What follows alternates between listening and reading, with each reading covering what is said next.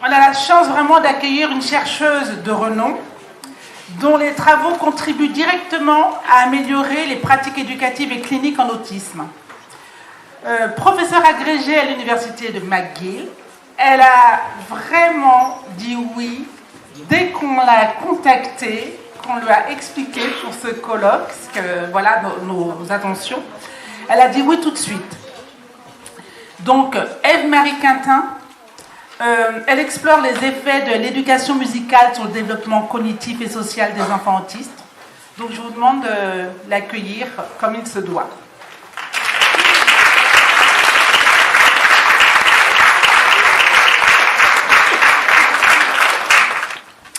Alors bonjour, merci de l'accueil chaleureux, merci aux associations Cap Enfants, ACAT Autisme et APT Autisme d'être des pionniers dans la reconnaissance du fort lien entre l'autisme et la musique.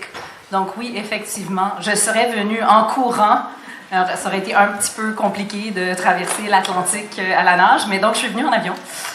Et vraiment, c'est tout un plaisir et un honneur d'être ici dans cette conférence qui, j'espère, sera la première de plusieurs.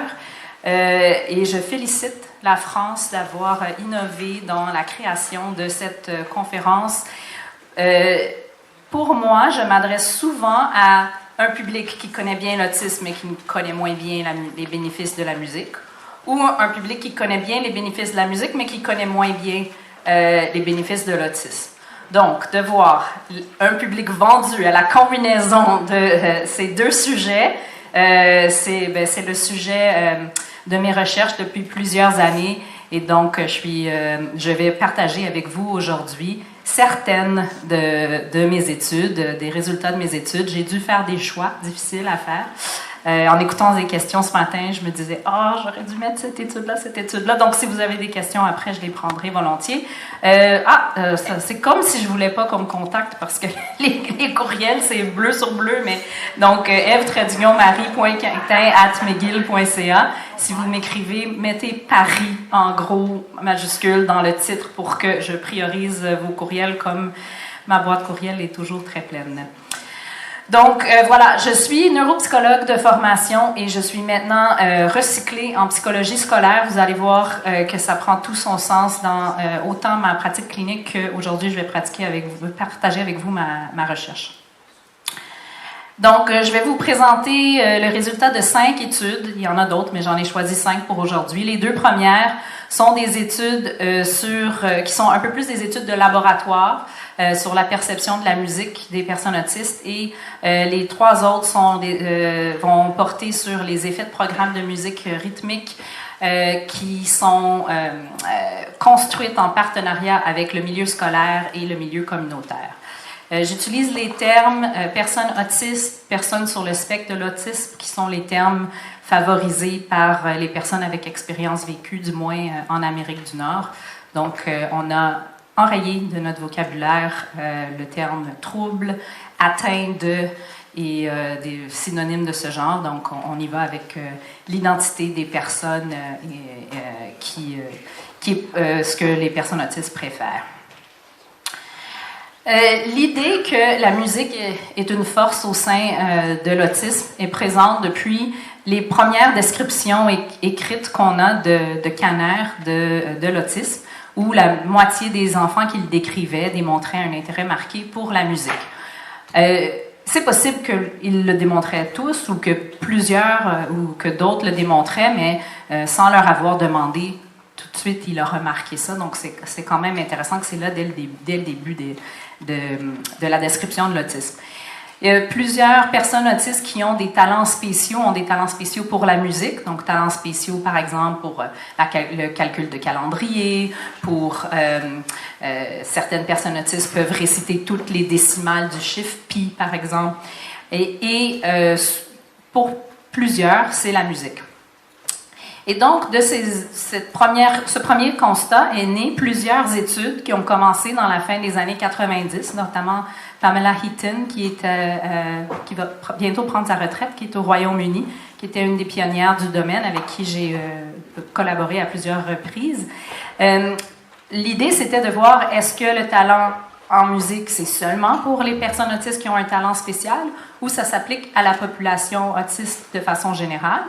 Et donc, il y a plusieurs travaux, j'en nomme quelques-uns ici, notamment des travaux qui ont démontré que les personnes autistes ont une très bonne perception des tons, de la tonalité, donc des notes et des mélodies, ainsi qu'une très bonne mémoire de tons, d'accords, de mélodies, de la musique, quoi.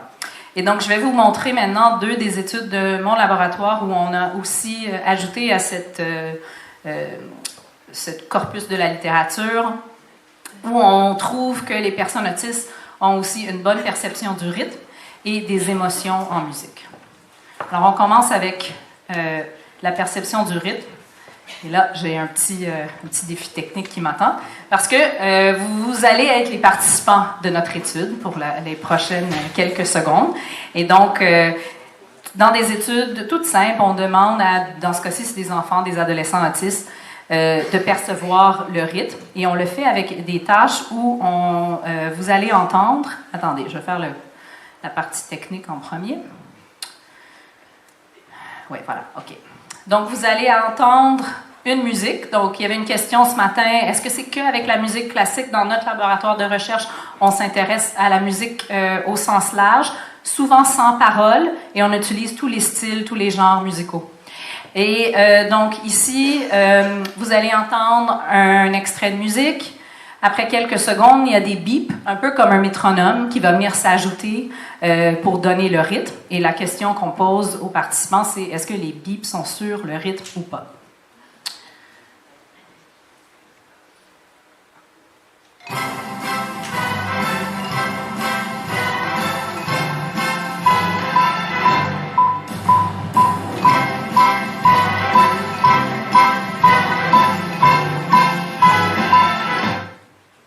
Donc, ça, c'était un exemple, où il y a concordance.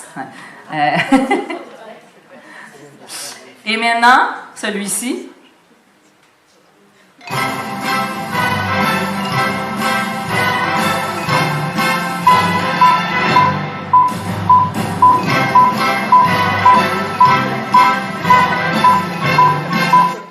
OK, je vois des sourires. J'interprète ça comme voulant dire que ce n'est pas... sur le rythme. Attendez, je retrouve...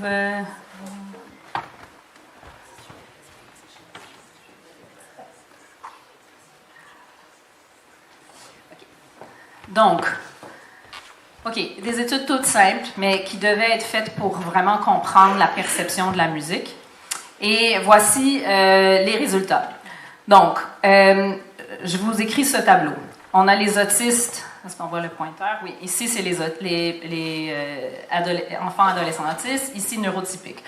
Chose à retenir, tout le monde performe à la tâche au-dessus de la moyenne, donc au-dessus du seuil associé à la chance.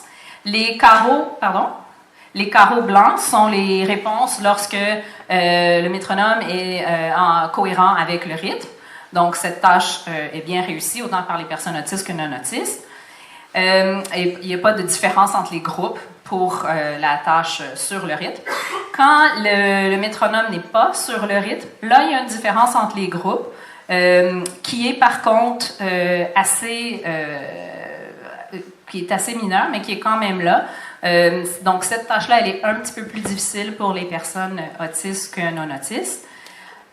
Notre interprétation de ce résultat, c'est 2 choses. Premièrement, quand on joue de la musique au quotidien, ce qui s'applique vraiment, c'est les cases blanches. Donc, le métronome, en général, il est avec le rythme. Là. Cette histoire de métronome déphasé, c'est un contexte purement expérimental de recherche.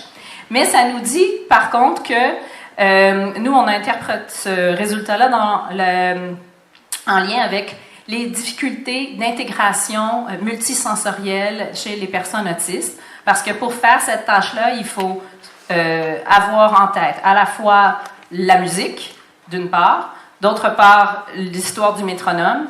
Et ce que la plupart des gens font, ils vont soit taper du pied ou hocher de la tête, donc il y a un contrôle moteur qui vient se mettre en jeu pour garder le rythme. Et quand toutes ces informations-là sont décalées, l'intégration, de toutes les mettre ensemble, c'est un peu plus difficile pour les personnes autistes. Mais ça, c'est un contexte hypothétique de laboratoire. Donc, comme je vous dis, ce qui est le plus important de nos recherches en termes d'application, c'est les cases blanches. Les personnes autistes peuvent bien comprendre si le métronome est sur le rythme. Ensuite,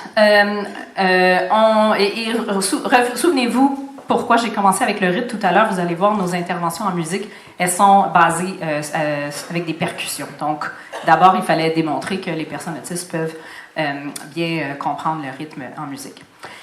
Donc, ensuite, on a aussi quelques recherches où on s'est intéressé à la reconnaissance des émotions en musique parce que c'est une des raisons primaires de la musique, c'est de faire communiquer nos émotions. Donc, il fallait le faire. Là, ici, vous êtes un public vendu. Là, je sais que la plupart des gens vont dire « Ah, mais vous perdez votre temps. On le sait que les personnes autistes peuvent reconnaître les émotions en musique. » Mais des fois, on a besoin de ce genre de recherche-là pour aller convaincre les décideurs, par exemple. Donc, vous allez encore une fois être les participants. Préparez-vous, cette fois-ci, vous allez devoir lever la main pour répondre. OK, donc, vos choix de réponse, c'est la joie, la tristesse, la peur ou le calme. On écoute ensemble. À quelle émotion correspond cette musique?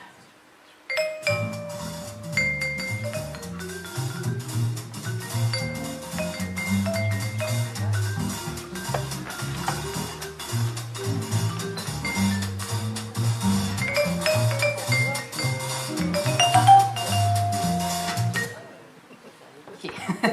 Donc, désolé pour les problèmes techniques. Alors, qui dit joie? OK. Bon, vous voyez, c'est quand même assez universel hein, comme réponse. OK, on en fait une autre.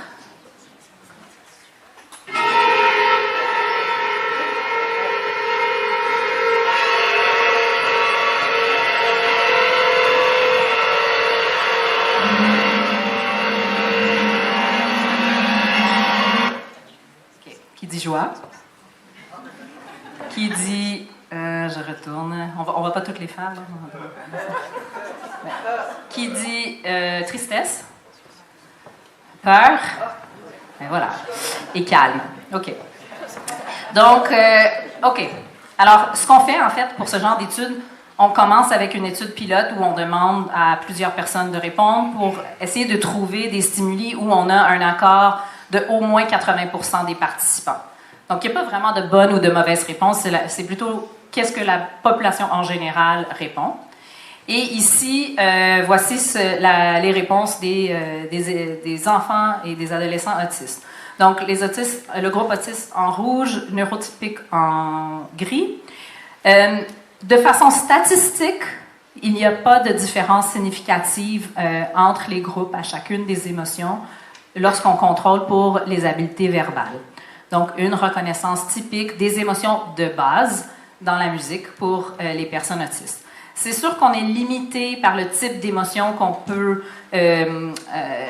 montrer ou démontrer de façon fiable avec la musique. Donc, les émotions plus complexes, ça, c'est plus difficile, mais pour les émotions de base, on a ça. Ce qui nous laisse sous-entendre qu'il y a un potentiel pour l'apprentissage socio-émotif, la régulation des émotions. On peut utiliser la musique potentiellement à cet effet-là chez les personnes autistes. Et surtout, c'est intéressant quand on met ces résultats-là en lien avec un autre résultat de notre laboratoire où on a comparé donc un peu les mêmes stimuli en musique et des stimuli représentant les émotions dans des visages ou dans la voix. Dans la voix, c'était sans parole, donc des pleurs, des rires, donc des vocalisations en fait. Et là, ce qu'on voit, c'est ici le groupe autiste est en noir, en gris pâle, le groupe neurotypique. Donc, pour la musique, ici, le groupe autiste avait une reconnaissance des émotions en fait supérieure au neurotypique. Et une autre façon de regarder ces données-là, c'est de comparer d'une catégorie à l'autre.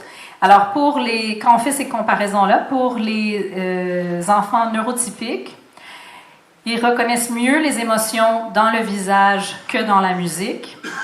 Mais la différence entre ces deux stimuli-là, elle n'est pas présente chez les personnes autistes. Donc, il y a comme deux façons qu'on peut analyser, mais ce qui est important de retenir, c'est que la voix est la modalité la mieux reconnue par tout le monde, et suivi du visage, suivi de la musique. Mais sauf pour les personnes autistes, la musique est plus facile, les émotions sont plus faciles à reconnaître en musique qu'à travers le visage. Ce qui peut notamment être associé au fait qu'on sait par ailleurs que l'exploration visuelle d'un visage, elle est différente chez les personnes autistes. Puis ici, ben, l'émotion, elle était montrée à travers des visages. Donc, une belle force au niveau de la reconnaissance des émotions en musique qu'on peut utiliser, que ceux qui sont ici en tant qu'éducateurs, en tant que parents, en tant que thérapeutes, on peut s'approprier ces résultats-là puis en faire une intervention maison, entre guillemets, du genre, OK, ça c'est ta chanson à toi pour quand tu es heureux, ça c'est ta chanson pour te calmer, et puis d'y aller vraiment, il y avait une question ce matin, avec quel style, quel genre musicaux, avec les préférences de la personne, de ne pas essayer d'imposer. Les goûts musicaux, c'est quelque chose d'assez personnel, donc les préférences de la personne. Et d'ailleurs, cette étude, elle est le sujet d'un article de transfert des connaissances vulgarisation scientifique dans un magazine en français qui est fait au Québec, qui s'appelle Sur le spectre. Donc, celui-là est facile à trouver sur Google. Donc, dans la dernière édition, on a parlé de cet article-là. OK.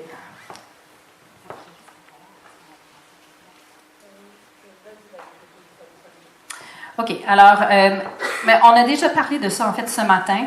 Donc, c'est pas surprenant, avec ce que je viens de vous dire, que les aires cérébrales qui sont activées lors de l'écoute de la musique le sont aussi chez les personnes autistes. Donc, pas de différence dans cette étude-là entre les personnes autistes et neurotypiques.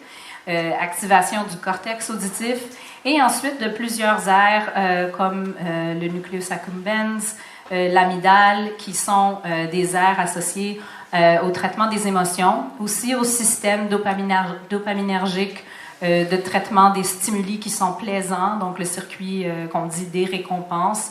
Alors, comme quoi, pour tout le monde, écouter de la musique, ça fait du bien. Ça fait du bien à notre être et à notre cerveau.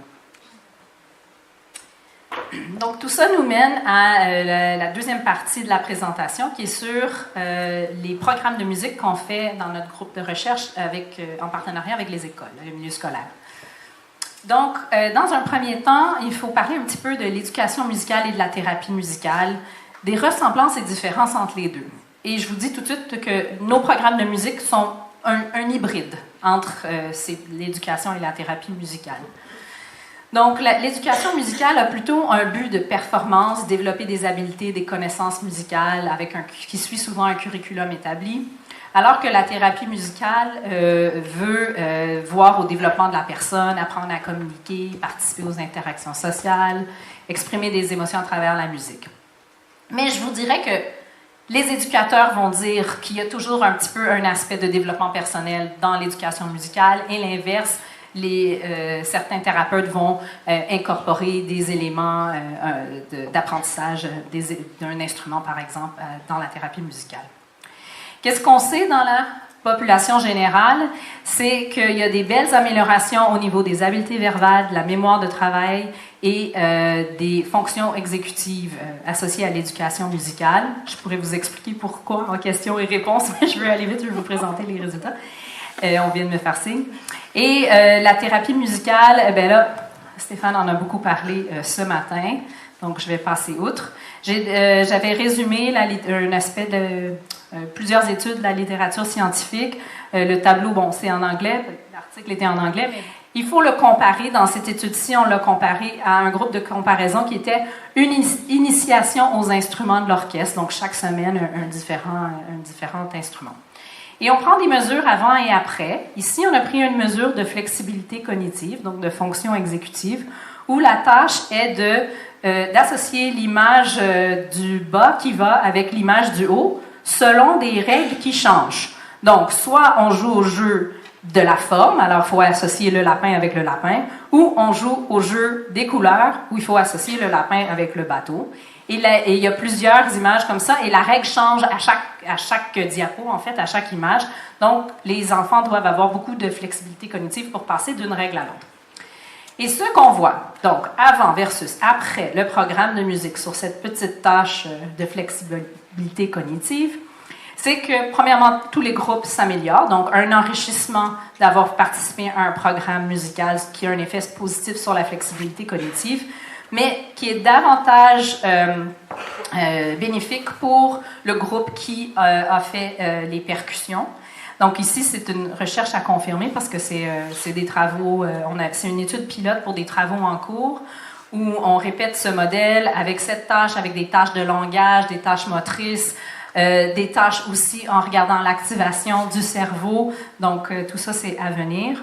Mais l'idée, c'est que vraiment la pratique concertée, l'apprentissage d'un instrument a cet effet bénéfique sur la flexibilité cognitive, notamment parce que quand on apprend un instrument, on est toujours dans le, comme on dit en anglais, le online processing, parce qu'on joue cette note-là, ensuite ce sera elle, oups, c'est pas la bonne, je dois me réajuster. Donc on pratique vraiment cette habileté de flexibilité cognitive. Donc on appelle ça des effets de transfert de la musique à une autre activité, un autre aspect cognitif.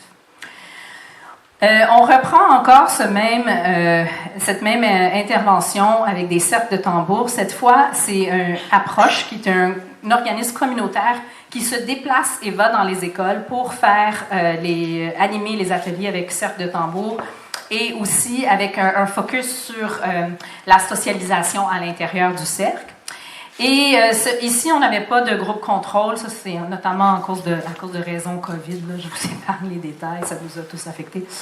On est content que ce soit terminé. Et ici, on a fait des questionnaires avec les élèves et les enseignants. Autant les éducateurs de musique que les enseignants du groupe titulaire. Donc, chez nous, comment ça fonctionne? Les élèves en éducation spécialisée, ils vont être en classe, les élèves autistes ensemble. Et là, ils allaient faire le programme de musique, puis le professeur qui les accompagne la majorité du temps allait avec eux. En fait, il y a aussi des techniciens en éducation spécialisée et autres. Donc, en général, chaque classe a 2 à 3 adultes, disons, avec eux. Et on leur a demandé de nous parler de leur relation avec leurs élèves avant et après par des questionnaires. Et donc, ce qu'on trouve, c'est que, bon, premièrement, les éducateurs de musique, c'est pas surprenant, ils ne connaissaient pas les jeunes au début, donc pré en bleu, post en rouge. Ici, on avait des élèves, c'est des adolescents, ceux-là, des élèves autistes et des élèves avec déficience intellectuelle.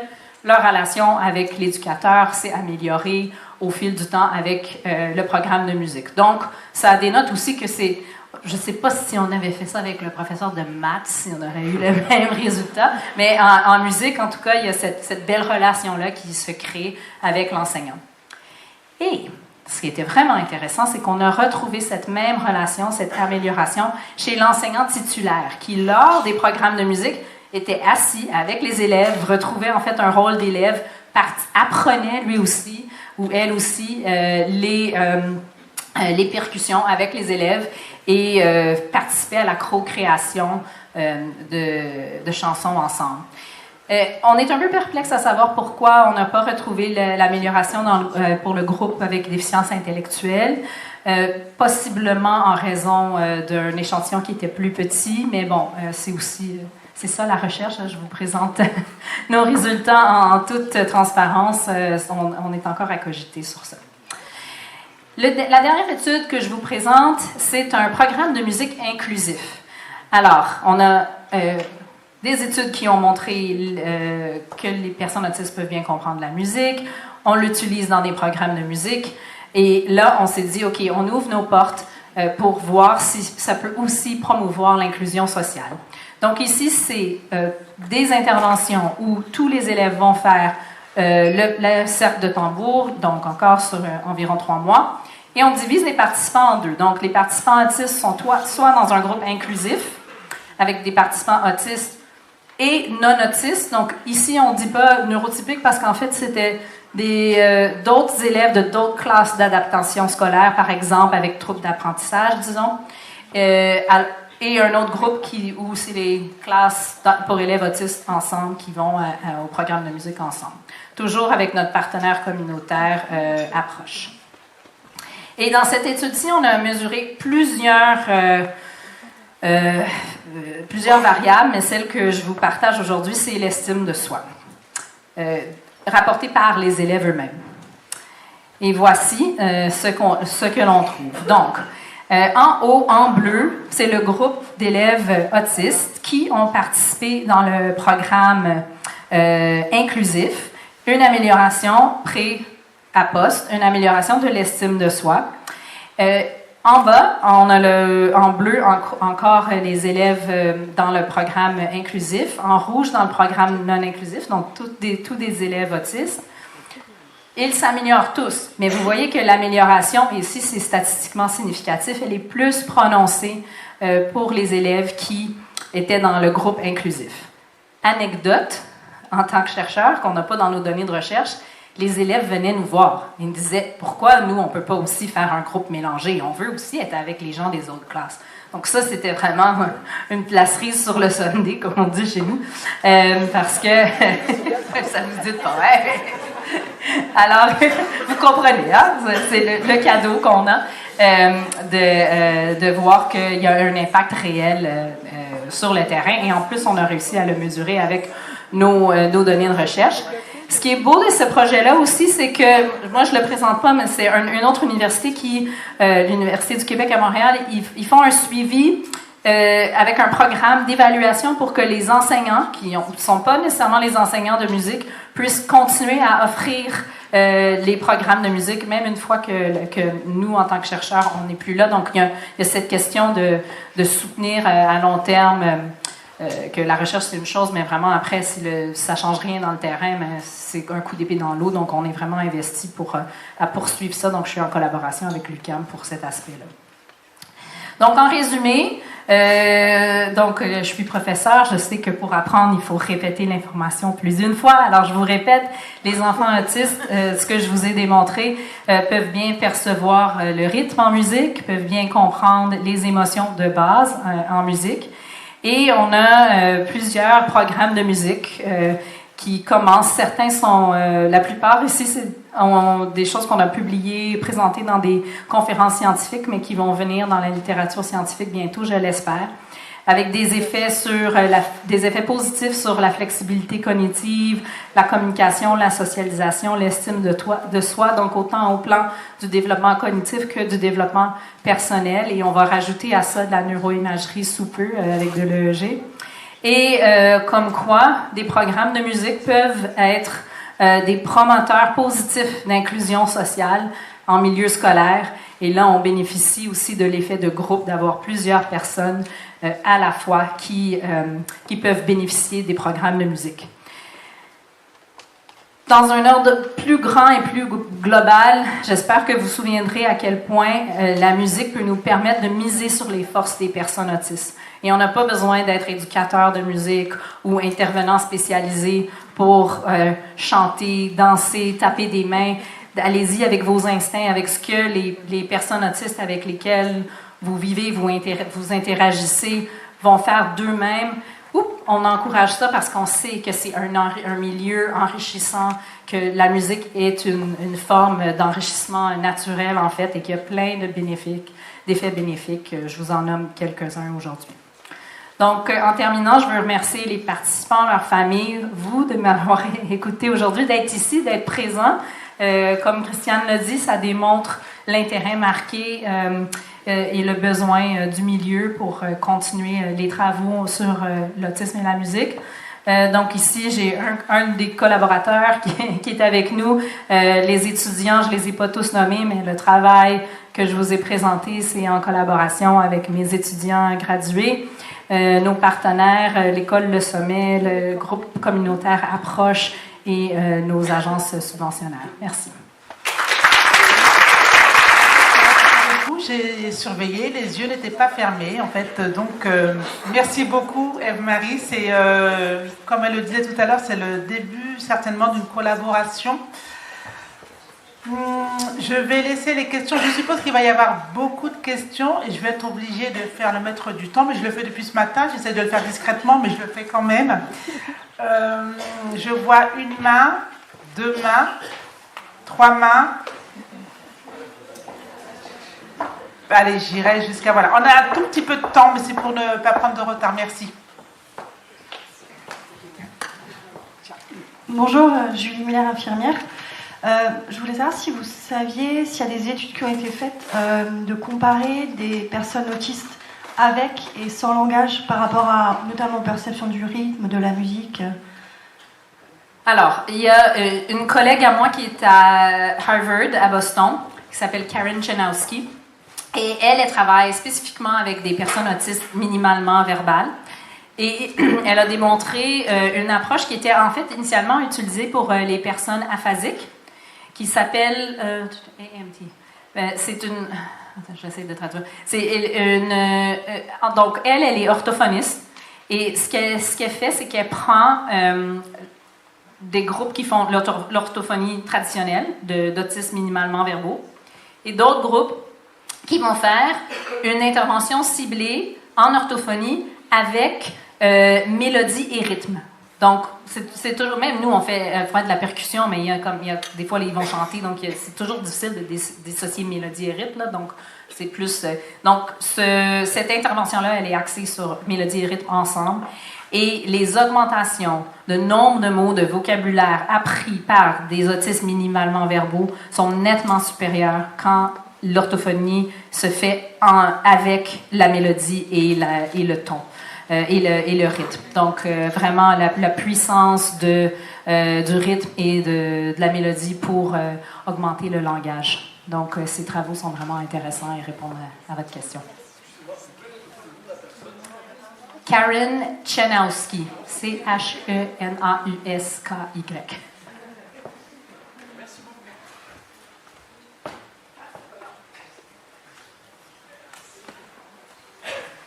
Bonjour.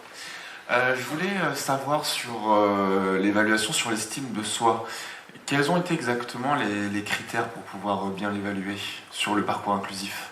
On utilise une échelle, l'échelle de Rosenberg, et les élèves la remplissent avant et après notre intervention. Dans la recherche qu'on mène actuellement, on a rajouté l'évaluation de l'enseignant de musique, de l'enseignant titulaire, et on a rajouté d'autres questionnaires aussi pour l'estime de soi. Mais dans cette étude-là, c'était une seule, un questionnaire qui est très utilisé dans la recherche générale sur l'estime de soi. Merci.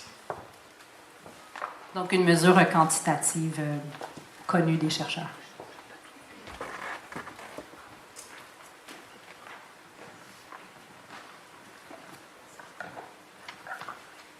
Oui, bonjour, merci. Je suis professeur d'éducation musicale au collège et doctorant sur l'université. En musicologie, justement, la recherche va dans ce sens-là, aussi sur l'apprentissage.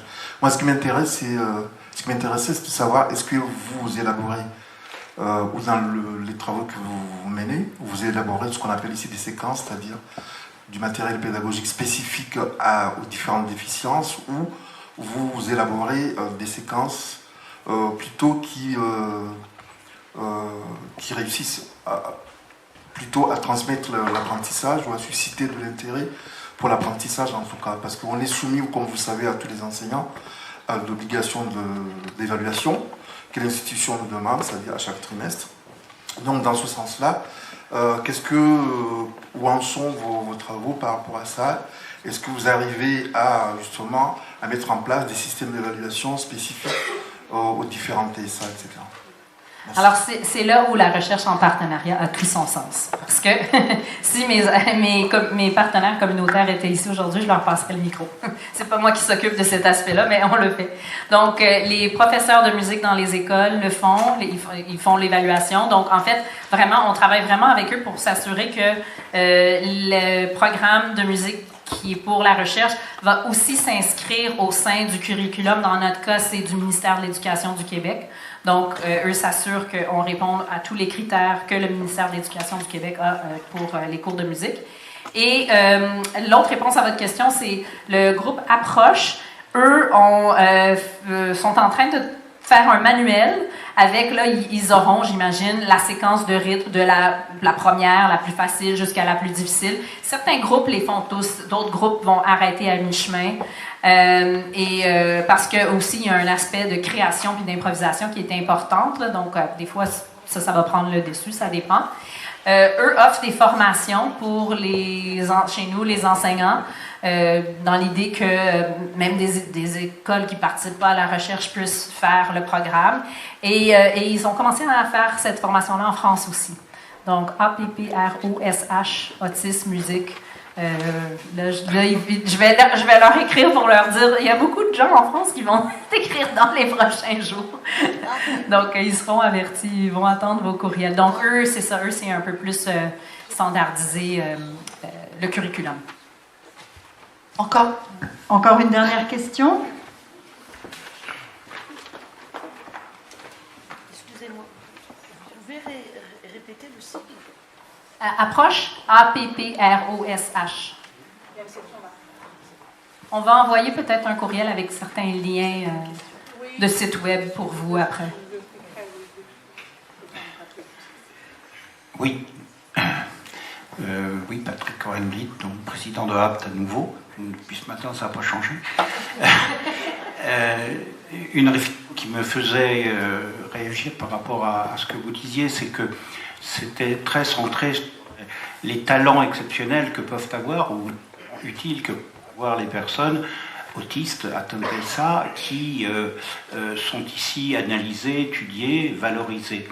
Je voulais simplement dire, mais peut-être que Franck parlera tout à l'heure, on a nous un programme qui est parti de nos élèves, qui est parti également d'un autre support et qui nous a amené à créer un outil qui, à partir des intérêts spécifiques des autistes et de leur sensibilité sensorielle, dont auditive éventuellement, mais les autres également, nous amène à regarder de quelle manière on peut envisager une orientation professionnelle ou un repositionnement professionnel à partir de ces intérêts spécifiques.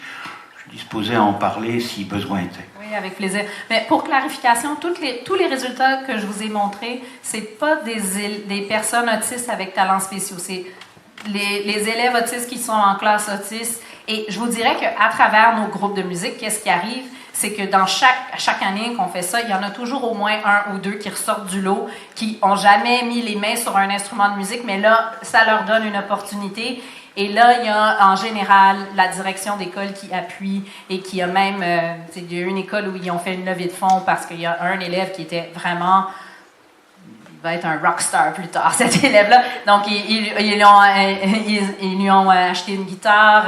Lui, il est sorti du groupe de percussion, puis il les a accompagnés à la guitare, tout ça. Donc, ça fait sortir au moins les intérêts spécifiques ou les talents spéciaux de certains. Par contre, les effets bénéfiques, on l'a vu avec l'estime de soi, flexibilité cognitive, etc., ça s'applique à tous. Merci beaucoup.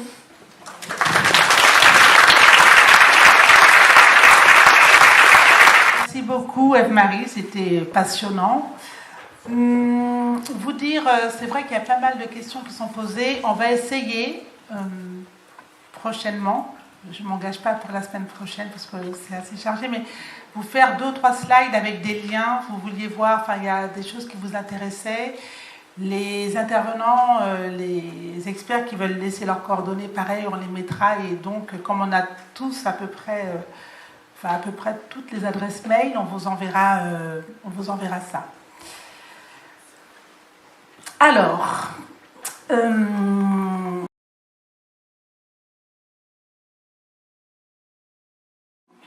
je vais laisser la place à un autre type d'intervention.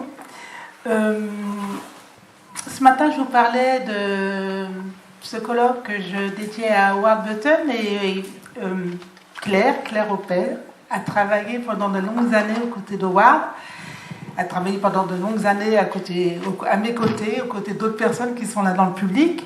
Et Claire, donc, on s'est rencontrés avec des enfants autistes Donc je dirais que voilà, la musique est une présence vivante qui transcende les mots et les frontières. Donc Claire, elle est violoncelliste, musicothérapeute.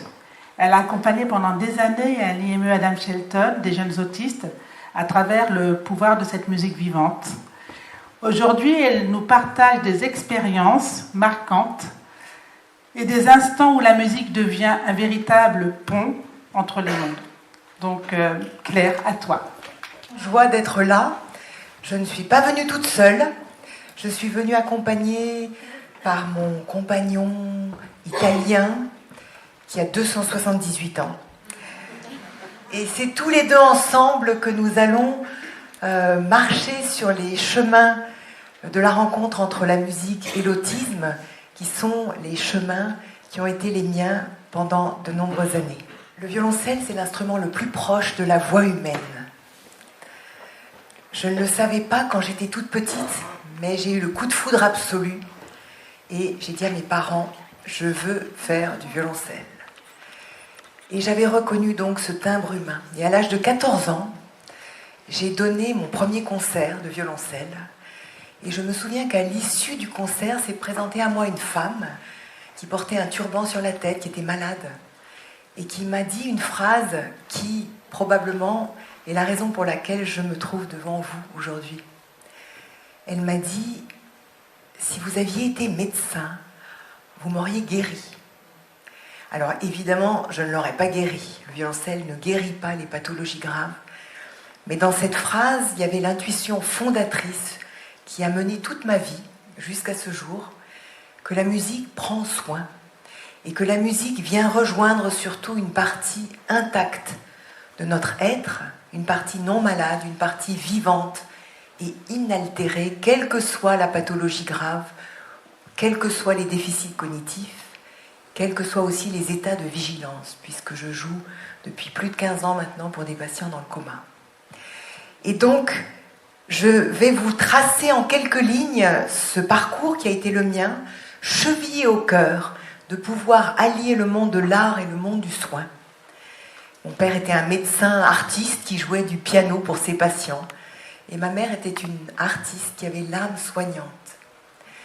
Et je suis allée étudier le violoncelle au conservatoire de Moscou pendant de dures années extraordinaires et terribles, puisque c'était au moment de la chute du mur de Berlin. Donc j'ai eu à la fois les meilleurs professeurs possibles, le quatuor Borodine et tous les grands. J'ai failli mourir, j'avais des rats aussi dans les douches et j'ai eu très très froid et faim. Et quand je suis rentrée de Moscou, j'ai commencé les concerts et les concours, mais j'avais toujours en moi cette résonance.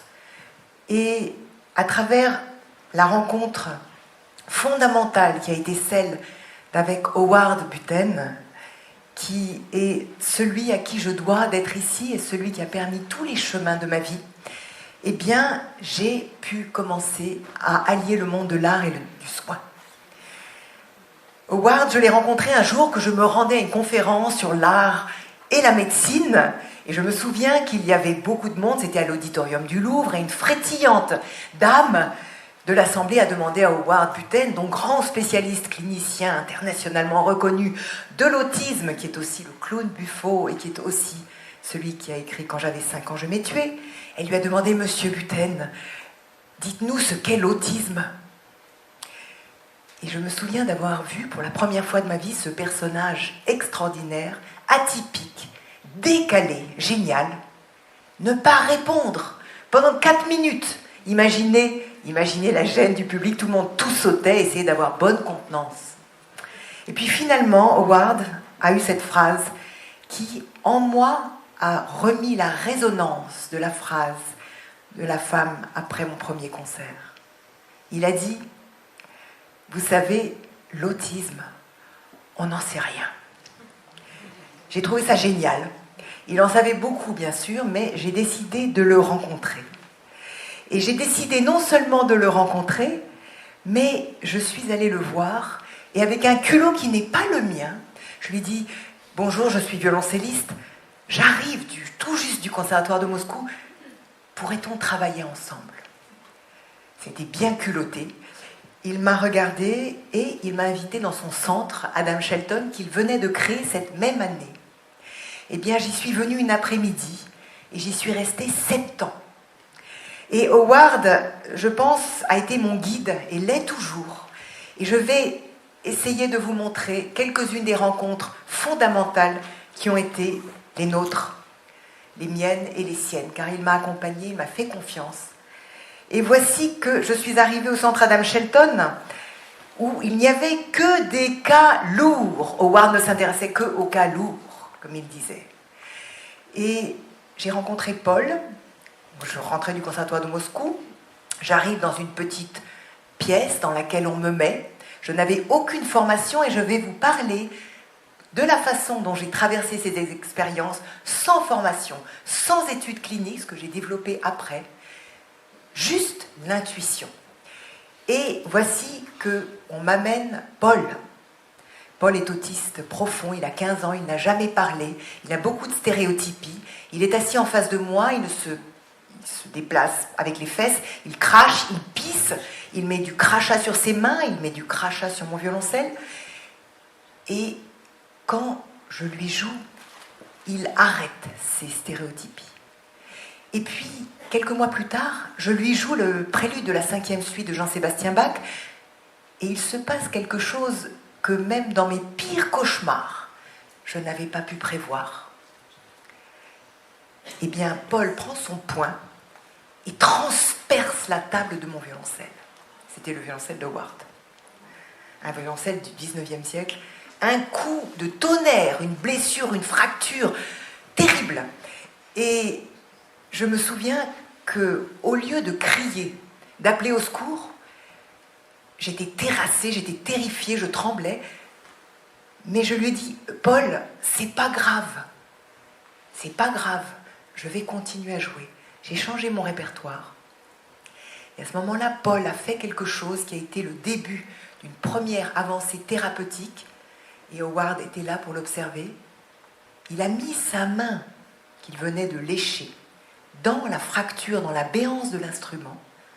Et à la limite entre l'intérieur et l'extérieur, pour la première fois depuis très longtemps, il a regardé dans les yeux fixement. Et Howard, qui était derrière la vitre au centre Adam Shelton, pleurait. Et quand il est rentré dans la pièce, il m'a dit, écoute, je t'interdis d'étudier. Je t'interdis d'apprendre quoi que ce soit sur l'autisme, jure-le. Je crois même que j'ai dû cracher. Et il y avait des témoins. Donc pendant les 7 années où j'étais avec lui sur cette route, dans sa famille d'autistes, dans notre famille d'autistes, eh bien je n'ai pas ouvert un seul livre.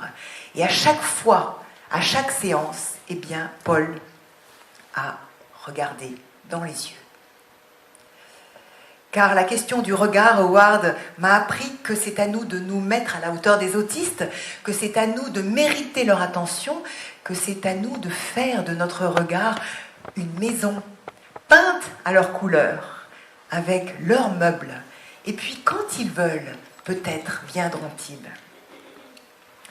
Howard Buten, je crois, m'a appris tout ce qui est fondamental dans ma recherche et dans ma démarche de musicienne soignante que je suis devenue. Car au centre Adam Shelton, j'étais une violoncelliste avec l'intuition. J'avais l'interdiction d'apprendre. Mais j'ai développé par la suite des recherches pour pouvoir prouver au monde qui a tant besoin de preuves que la musique peut atteindre, transformer, relier, soulager et également mettre en mouvement. J'ai rencontré Amélia, car Amélia, elle, ne faisait de rencontres que par le sang. Tant que le sang n'avait pas coulé sur les mains, elle n'était pas entrée en contact. Et mes mains, aujourd'hui, portent des traces de mes rencontres avec elle.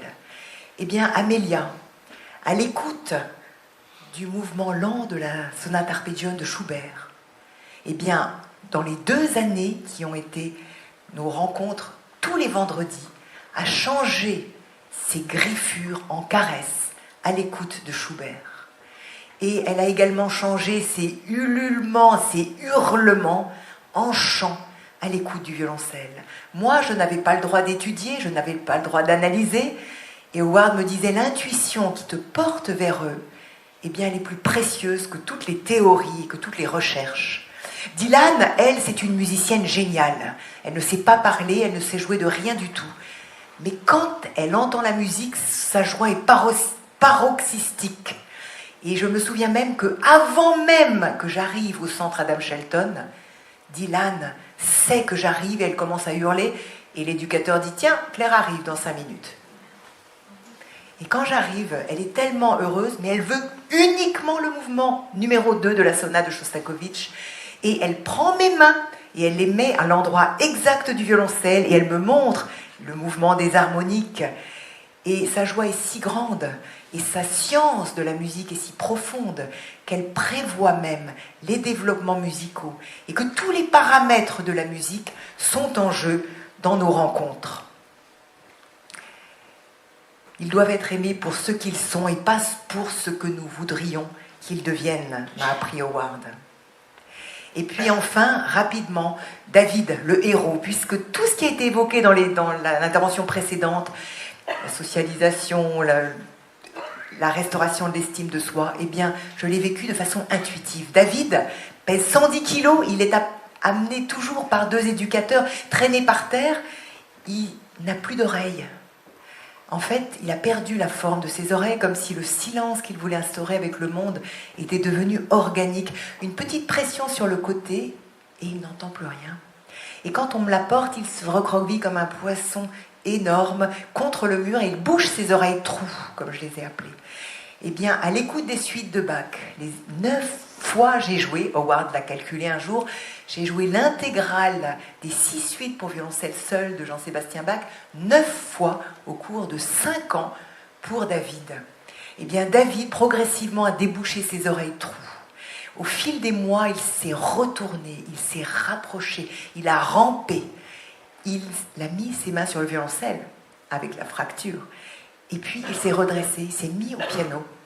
Et il est devenu un pianiste virtuose, qui ne sait pas jouer du piano. Il ne joue qu'un seul intervalle, c'est un intervalle de 7e diminué.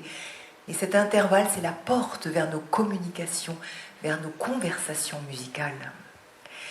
Et je peux vous dire que ce jeune homme, eh bien, non seulement il a développé l'art de communiquer, car Howard disait toujours qu'il n'avait jamais rencontré une seule personne autiste qui n'a été de bonne compagnie, disait Howard, avec laquelle il n'ait pu établir une communication, et il allait bien sûr encore plus loin, à qui il ne devait pas tout. Eh bien, ce jeune homme, à travers nos rencontres, eh bien, a commencé à communiquer, non seulement en répondant, lui qui n'avait jamais répondu au violoncelle, il répondait toujours, qui n'avait jamais répondu à son propre nom, eh bien, il répondait toujours au violoncelle. Et non seulement il écoutait mes ordres, c'est à toi, maintenant c'est à moi, mais nos voix se sont mêlées. Et je peux vous dire qu'un jour, j'ai invité un pianiste virtuose pour faire un concert au centre Adam Shelton, et ce pianiste était là dans des absolument extraordinaires études de Chopin. Eh bien, il s'est redressé, il a avancé comme slow motion vers le pianiste, l'a attrapé par les 2 épaules, l'a éjecté de son siège, s'est mis au piano et a commencé à faire son intervalle de 7e. Il a eu une standing ovation. Et bien je peux vous dire qu'il a marché après, il se traînait un peu comme ça, mais il a salué longuement. Voilà ce que Howard m'a appris. Merci Howard, merci infiniment. Merci d'avoir été mon guide, de m'avoir appris qu'il faut trouver des façons de nous rendre intéressants et de mériter leur attention aux autistes qui ne viennent pas d'une autre planète. Et merci aussi à Howard qui nous a quittés il y a quelques semaines et que j'ai eu la grâce infinie d'accompagner musicalement avec sa compagne jusqu'à ces derniers instants. Eh bien, 14 ans plus tard, grâce à mes expériences pendant 7 ans, 7 ans auprès des grands autistes, je vous l'ai fait courte, hein, je pourrais parler plus, mais je voulais vous montrer que j'ai vécu en tant que musicienne avec mon intuition. Howard a finalement levé l'interdiction d'apprendre. Je suis allée glaner quelques informations à la faculté de médecine de Tours et j'ai fait un diplôme universitaire d'art-thérapie. Howard s'est beaucoup moqué de moi. Il m'a dit « t'apprendras rien ». mais tu feras des rencontres. Et évidemment, c'était à la fois visionnaire. J'ai quand même appris 2-3 choses. J'ai appris en fait à mettre en mots et à mettre en chiffres ce que intuitivement j'avais fait pendant 7 ans avec les grands autistes.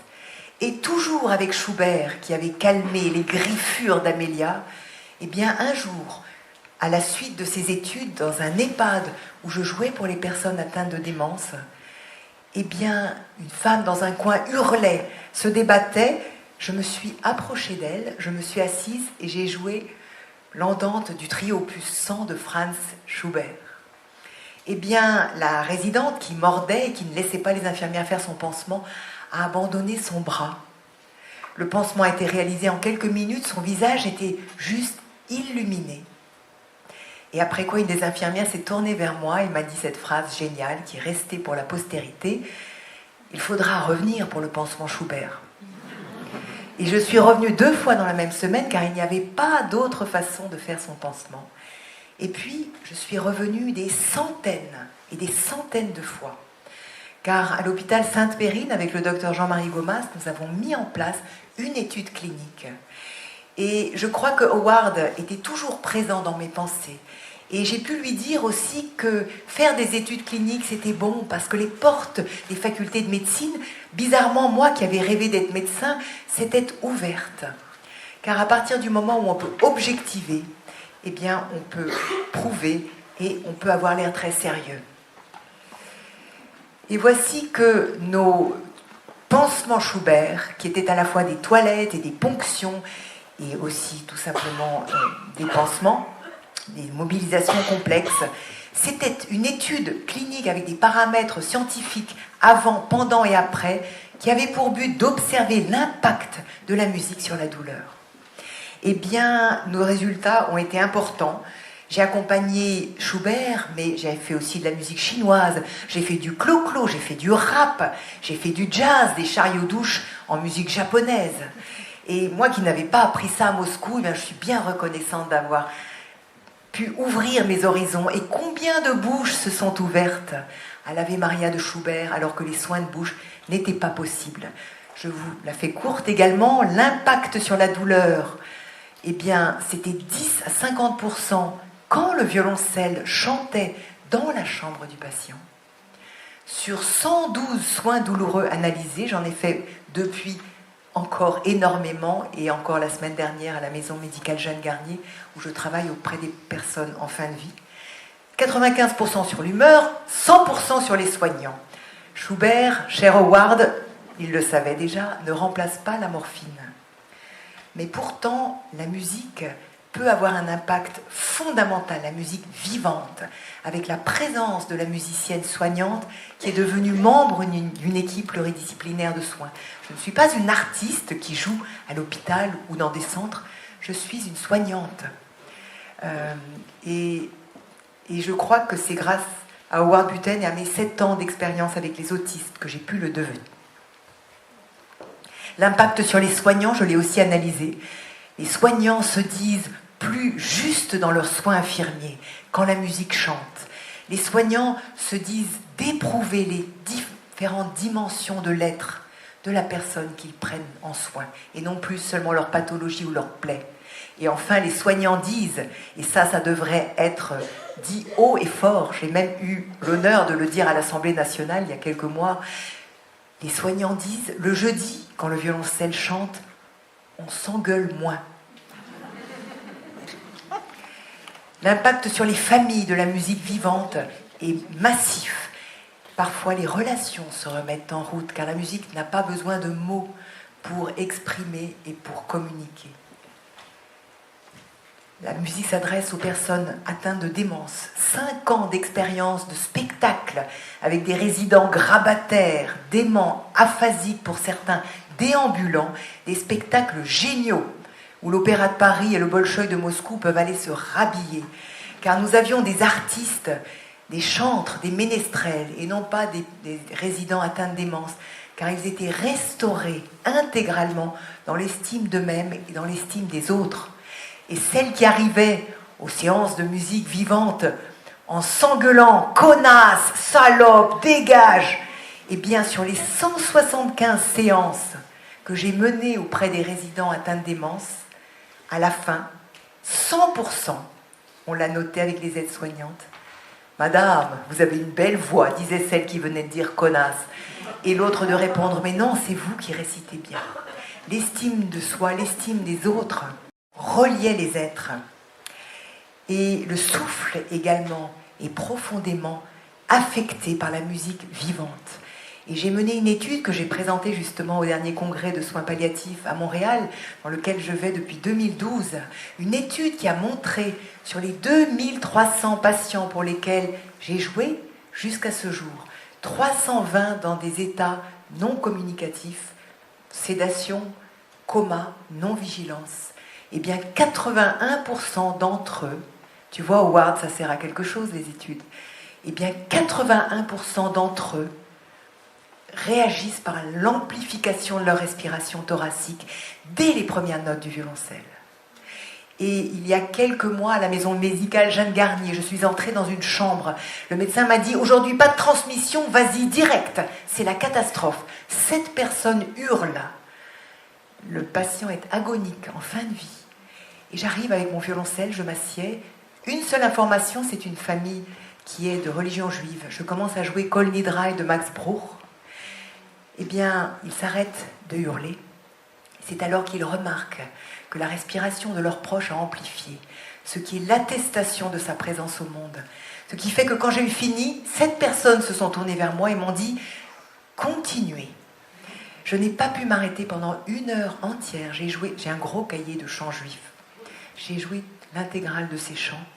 Et au bout d'1 heure, dans un calme parfaitement absolu, je dirais, recueilli, eh bien, j'ai pris congé de la famille. Et la première scène à laquelle j'avais assisté quand je suis rentrée, où 2 filles secouaient leur père en lui hurlant « Est-ce que tu nous aimes ?»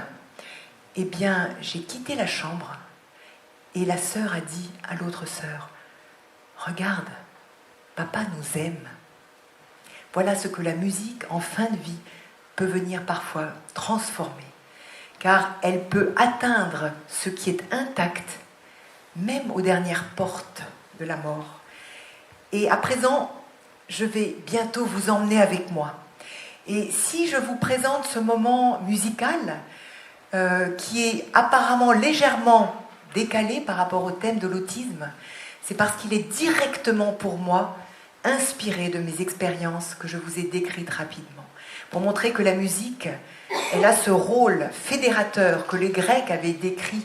J'ai passé quelques années à la Sorbonne pour essayer de le comprendre, les pouvoirs cathartiques qui s'expriment à travers les larmes, le pouvoir d'entraînement qui s'exprime à travers le corps qui se remet en mouvement, le pouvoir aussi relationnel qui met en lien, et enfin le pouvoir extraordinaire qui est le pouvoir d'éducation au sens de Platon. On n'a pas besoin de comprendre la musique pour pouvoir l'éprouver. Et les paroles des patients, eh bien, m'ont renseigné sur cela, puisque j'en ai analysé 450.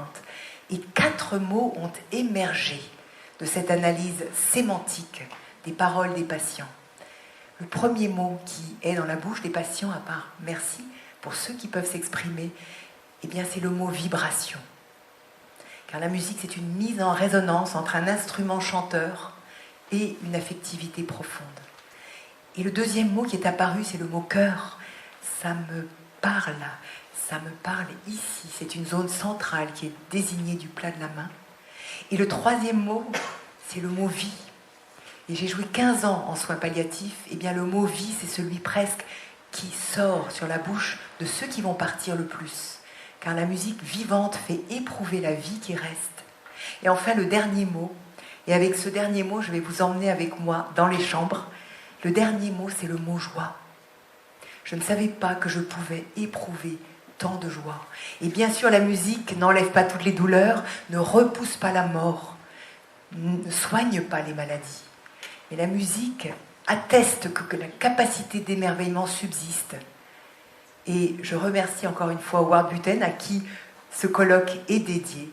Et je vous emmène avec moi à travers les paroles des patients qui ont été prononcées à l'écoute des extraits de musique courts que je vais vous jouer.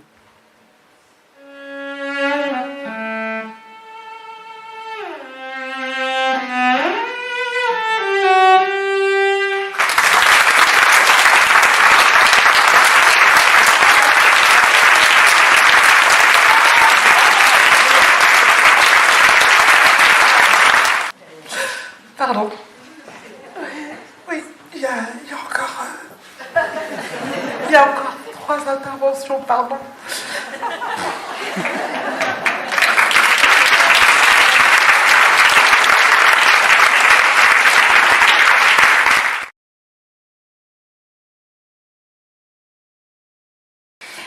Ceci étant, si vous permettez, je trouve que c'est très difficile d'intervenir derrière ce que l'on vient d'entendre. Alors, je vais essayer de tenir le coup, moi, hein, quand même, parce que vous m'imposez là une expérience extraordinaire, parce que finalement, j'adore les challenges. Si je suis là aujourd'hui, c'est parce que depuis plus de 25 ans, je mène des challenges dans l'enseignement de la pratique instrumentale pour les personnes avec autisme. D'accord ? Voilà.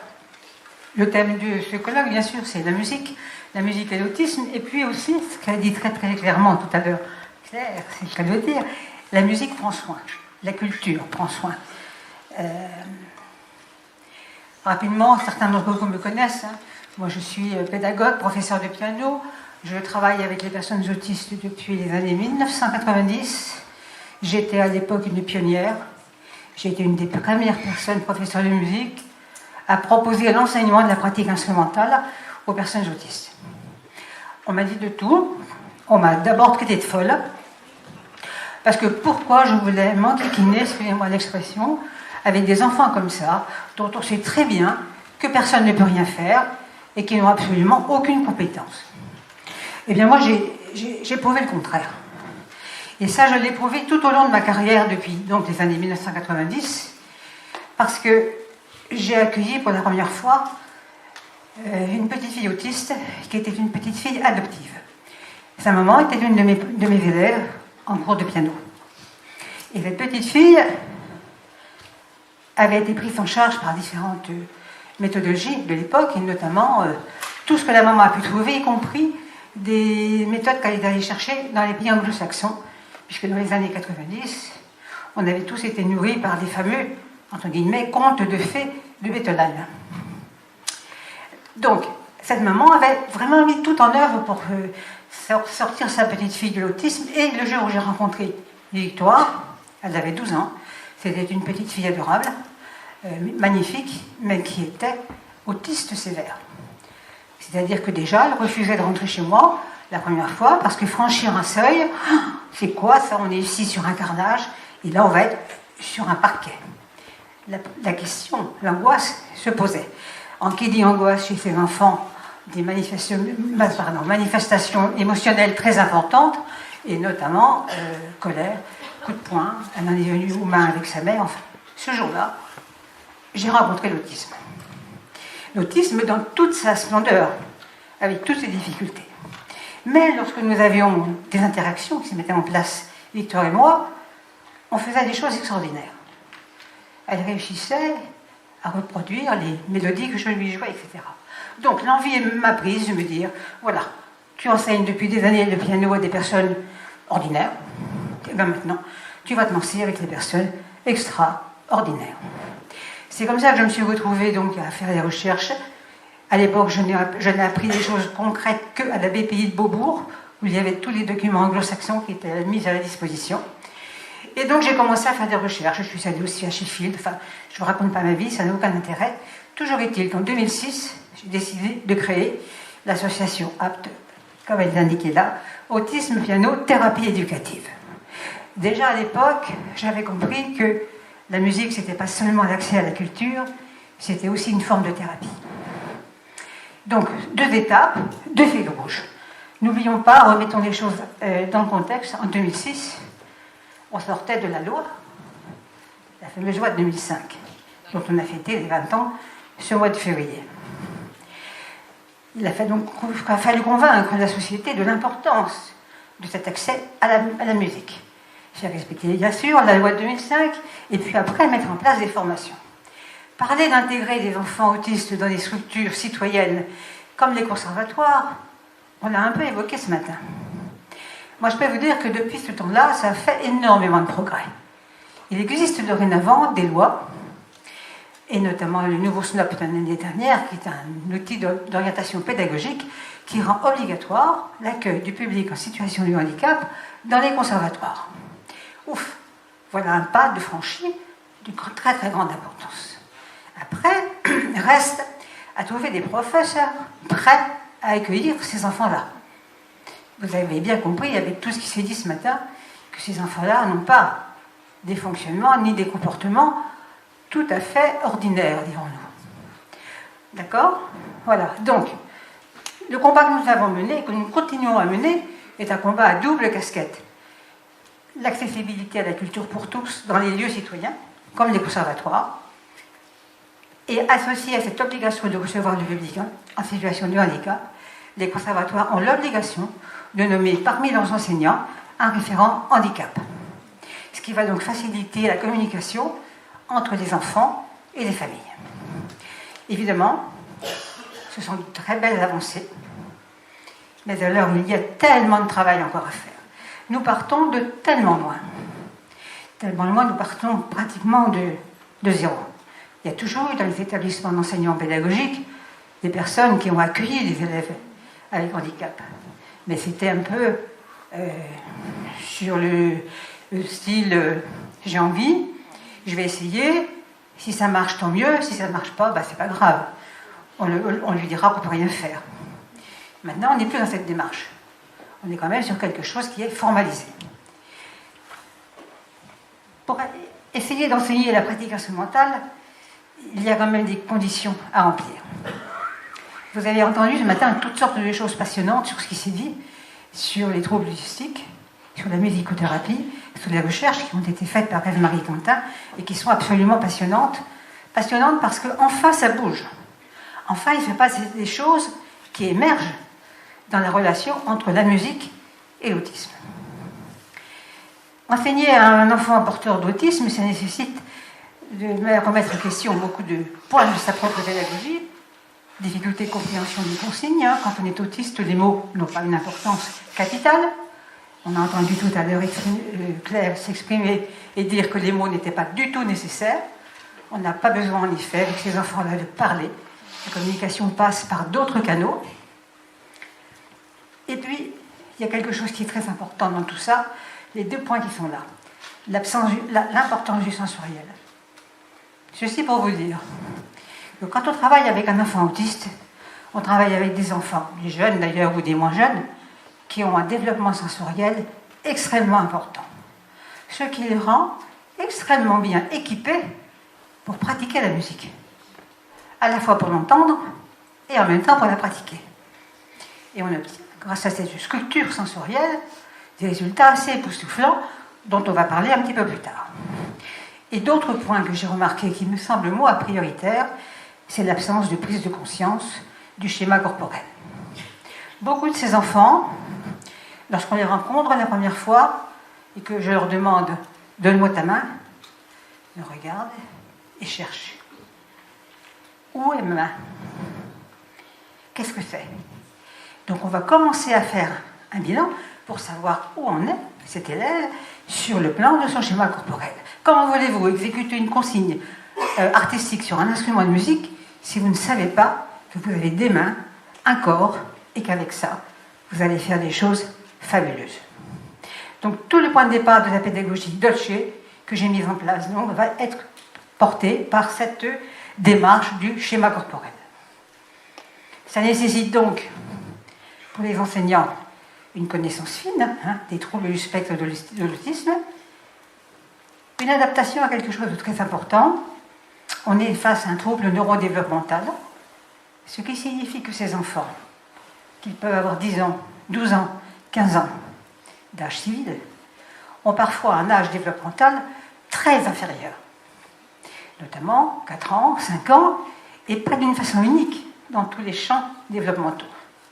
Ce qui va donc nécessiter pour l'enseignant la justesse d'évaluation pour voir à quel âge développemental se situe leur élève.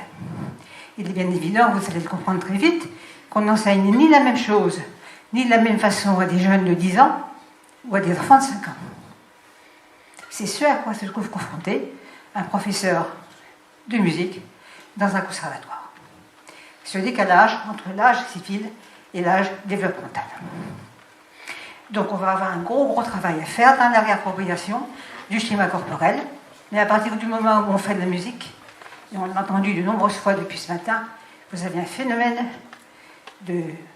d'émotion, un phénomène de vibration qui viennent impacter le corps de nos élèves autistes. Et puis bien sûr, il sera nécessaire, mais ça l'est avec tous les enfants, tous les étudiants, d'instaurer un lien de confiance. Sans ce lien de confiance, et Claire nous en a beaucoup parlé par rapport aux jeunes adultes que vous allez croiser, combien la confiance est génératrice de choses extraordinaires, de progrès sensationnels. Objectif de notre démarche apte, objectif culturel, vous l'avez bien compris, les conservatoires, les écoles de musique, les cours privés, pourquoi pas, et depuis un certain temps déjà, les services médico-sociaux qui ont bien compris, dans les services de pédopsychiatrie, l'importance de mettre en place un atelier, on va dire de médiation, mais surtout de pratique instrumentale, puisqu'ils ont ouvert dans beaucoup d'endroits, notamment en région parisienne, des classes de danse, de hip-hop, de guitare, de piano, enfin, tout ce qui existe comme instrument, parce que quand on est autiste, tous les instruments sont pertinents. Sauf que, quand on travaille avec ce public-là, on se doit, avant tout, de les respecter. De les respecter et de partir avec eux dans ce qu'ils sont. Pour les accompagner là où ils sont bien, et eux vont nous emmener jusqu'au champ de leurs propres compétences que nous allons faire évoluer grâce, justement, à nos compétences pédagogiques. Et puis il y a bien sûr le volet thérapeutique qui est loin d'être négligeable et sur lequel on a à voir des résultats extraordinaires. On l'a beaucoup dit aujourd'hui, l'estime de soi, mais c'est aussi le lien à l'autre, la concentration.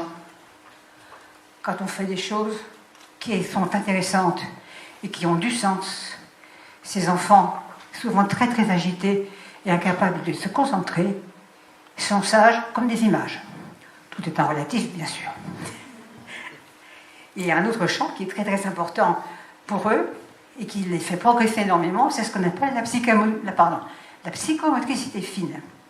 C'est-à-dire que travailler un instrument de musique nécessite une parfaite prise de conscience de ses mains, de son agilité digitale et du corps. Et des enfants qui sont suivis par nous en musique, en piano, peu importe l'instrument, ont des retours, les parents ont des retours des enseignants dans les écoles. Comment se fait-il que maintenant, il tient mieux son crayon? C'est peu de choses, et pour un enfant autiste, c'est une très très grande victoire. Et puis, il ne faut jamais oublier un volet qui pour nous est prioritaire, c'est le plaisir et la créativité. Ces enfants-là sont très souvent attirés par la musique en écoute, dans laquelle ils s'identifient à des airs de musique. Nous, on leur propose de créer leur propre musique, à partir de ce qu'ils sont. Et bien évidemment, l'idée, c'est de faire, d'utiliser ensuite des supports de partition. Pour valider tout ça, nous ne sommes pas partis comme ça à l'aveuglette. Nous sommes partis de grilles d'évaluation qui ont été mises en place par moi et par d'autres personnes autour de moi, aussi d'autres professionnels, sur lesquels on va travailler des items du trouble autistique. Vous remarquez que vous avez ici la communication visuelle, la gestuelle demandée, la communication verbale également, et puis ensuite se déroulent les imitations, la psychomotricité, la concentration et enfin les émotions. Tout ça étant validé par des notions de fréquence. Combien de fois obtenons-nous le regard de l'enfant? Est-ce qu'il crie encore? Combien de fois crie-t-il durant les séances? Tout ça étant évalué sur un timing qui est mis en place avec l'enseignant, fonction de l'enfant qu'il reçoit. On ne va pas faire ce type d'évaluation, bien sûr, toutes les semaines, parce que ces enfants-là évoluent, mais pas forcément à grande vitesse. L'idée, c'est d'arriver à ce qu'on ait une colonne pleine sur la dernière colonne, où là, on est tout proche de ce que j'appellerais la normalité. Au fur et à mesure, bien sûr, que les progressions se font, vous avez une courbe ici en bas qui évolue, elle aussi, avec les fichiers Excel, tout simplement. D'accord? Pour valider tout ça, je voudrais vous présenter 2 petites vidéos. Celle-ci a été réalisée par le média, le Real Media. Élie, tiens-toi bien. Élie. Assieds-toi bien, chérie. Pendant des semaines et des semaines, Ellie et moi avons mené des combats physiques pour essayer de travailler tous les deux. Assis. Moi, c'est un petit garçon avec un autisme sévère qui me mordait. Est-ce que tu es fatigué? Ellie, tu es fatigué? Oui. Et dès qu'on le met au piano, qu'il est installé devant le piano, hop.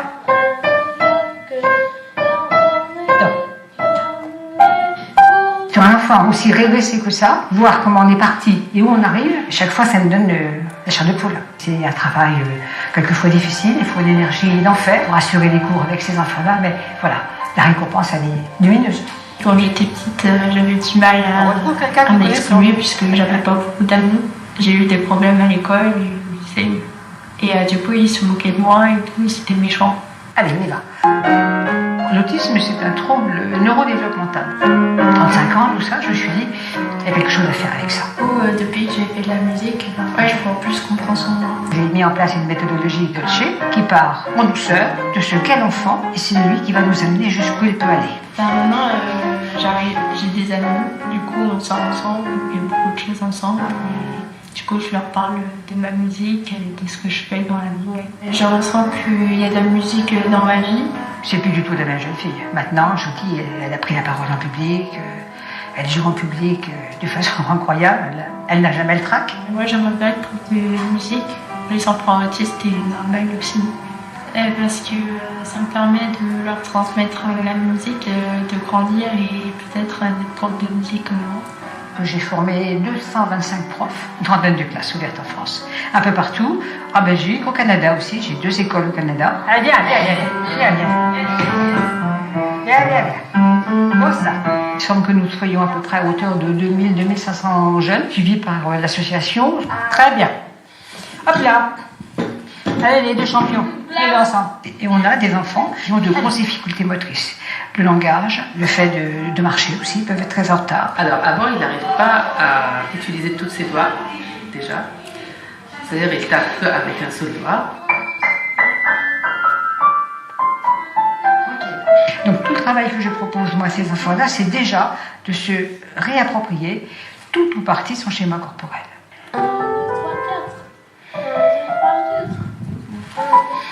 La façon dont il était il y a quelques années, ça n'a plus rien à voir. Vraiment, on a obtenu des choses extrêmement positives. Alors maintenant, il compte ses doigts, il sait que ce sont ses mains, il a parfaitement compris tout ce schéma corporel qui était à des années-lumière. 4, 1, 2, 3, 4,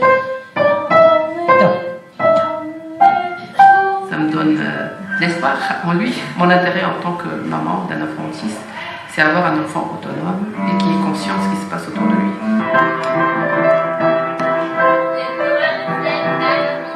C'est une lumière dans ce monde. C'est rare qu'on trouve des petites lumières comme ça qui nous guident. Dieu lui donne une longue vie et qu'il continue encore jusqu'à qu'il voit Ellie un bon pianiste. On m'a remis le grade de chevalier de la Légion d'honneur, d'ordre national du mérite. C'est ça pour le travail que je fais avec les enfants. Bah, dites donc les garçons, moi je suis très fière de vous deux. On dit bravo les garçons, tous les deux. Super champion. Bravo, on applaudit. Ça va toi? Ouais. Ah, t'as passé une... C'était bien à l'école? Ouais. Je les aime beaucoup ces enfants. Ouais.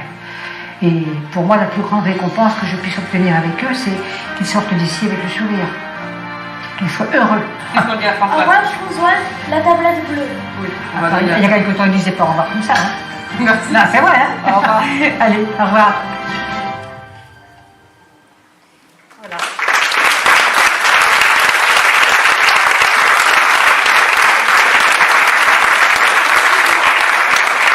Là, je vous ai présenté Ellie il y a à peu près 8-10 mois.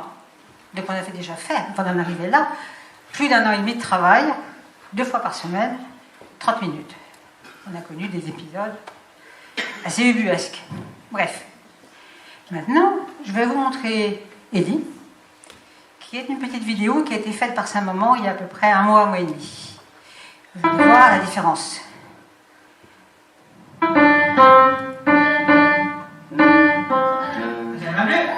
Vous n'oubliez pas la bleue?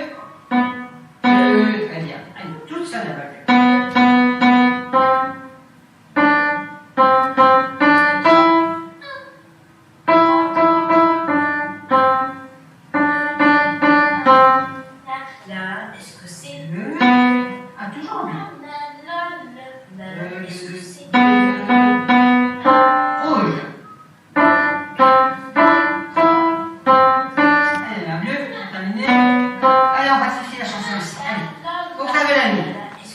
Tu chantes de la lune au clair de la lune de... Voilà. Le même. Quelques mois plus tard.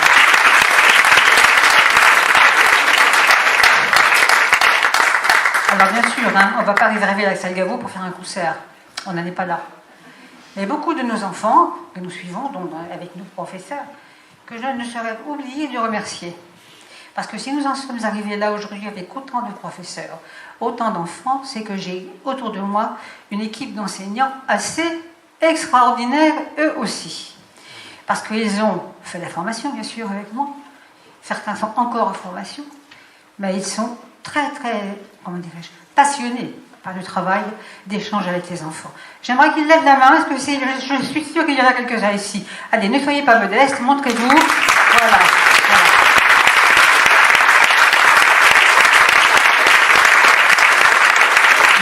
Je tiens vraiment à les apprécier parce que ça, on ne peut rien. Et tous ensemble, on peut tout faire. On veut tout faire beaucoup de choses. Et voilà, c'est toute cette équipe d'enseignants. Tout ça étant chapeauté, n'est-ce pas, vous l'avez entendu, par notre directeur, notre président maintenant, Patrick, qui est là-bas, sur laquelle je suis très chère, bien évidemment. Il est tout de blanc vêtu ce soir. Voilà, mais tout ça forme une équipe extrêmement dynamique et puis surtout très, très investie avec les enfants. Vous avez remarqué que Élie avait beaucoup de difficultés avec ses mains et ses doigts.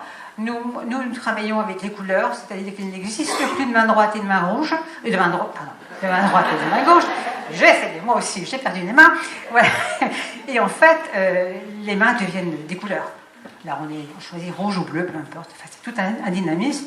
Les profs de danse aussi choisissent aussi de mettre des couleurs sur les pieds des enfants pour éviter le combat qu'il faut mener sans arrêt avec le corps. Voilà, on est sur des petits détails. Mais toutes les formations et tous nos professeurs accueillent les enfants, quel que soit leur niveau d'atteinte par la pathologie, dans les conservatoires ou les écoles de musique, dans des conditions maximum et extraordinaires, parce qu'ils ont tous envie de les amener au-delà des apparences. Nous les mettons tous sur scène, tous font des petites prestations au cours de fêtes familiales ou de petits concerts individuels que nous mettons en place. Mais je tiens, moi personnellement, absolument à ce qu'ils soient sur scène pour être applaudis pour ceux qu'ils sont, c'est-à-dire des artistes. Merci.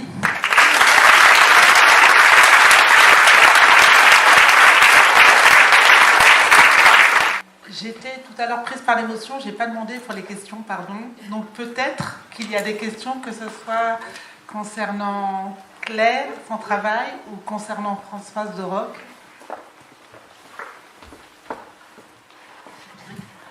Bonjour, merci pour votre témoignage et votre concert de violoncelle.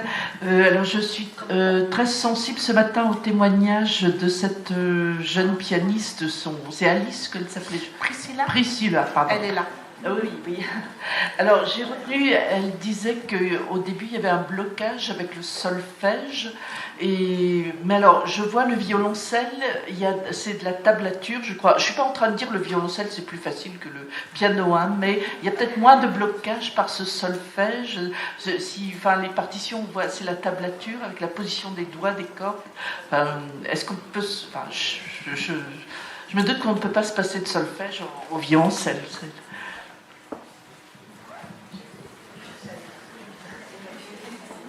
Si on peut se passer de solfège,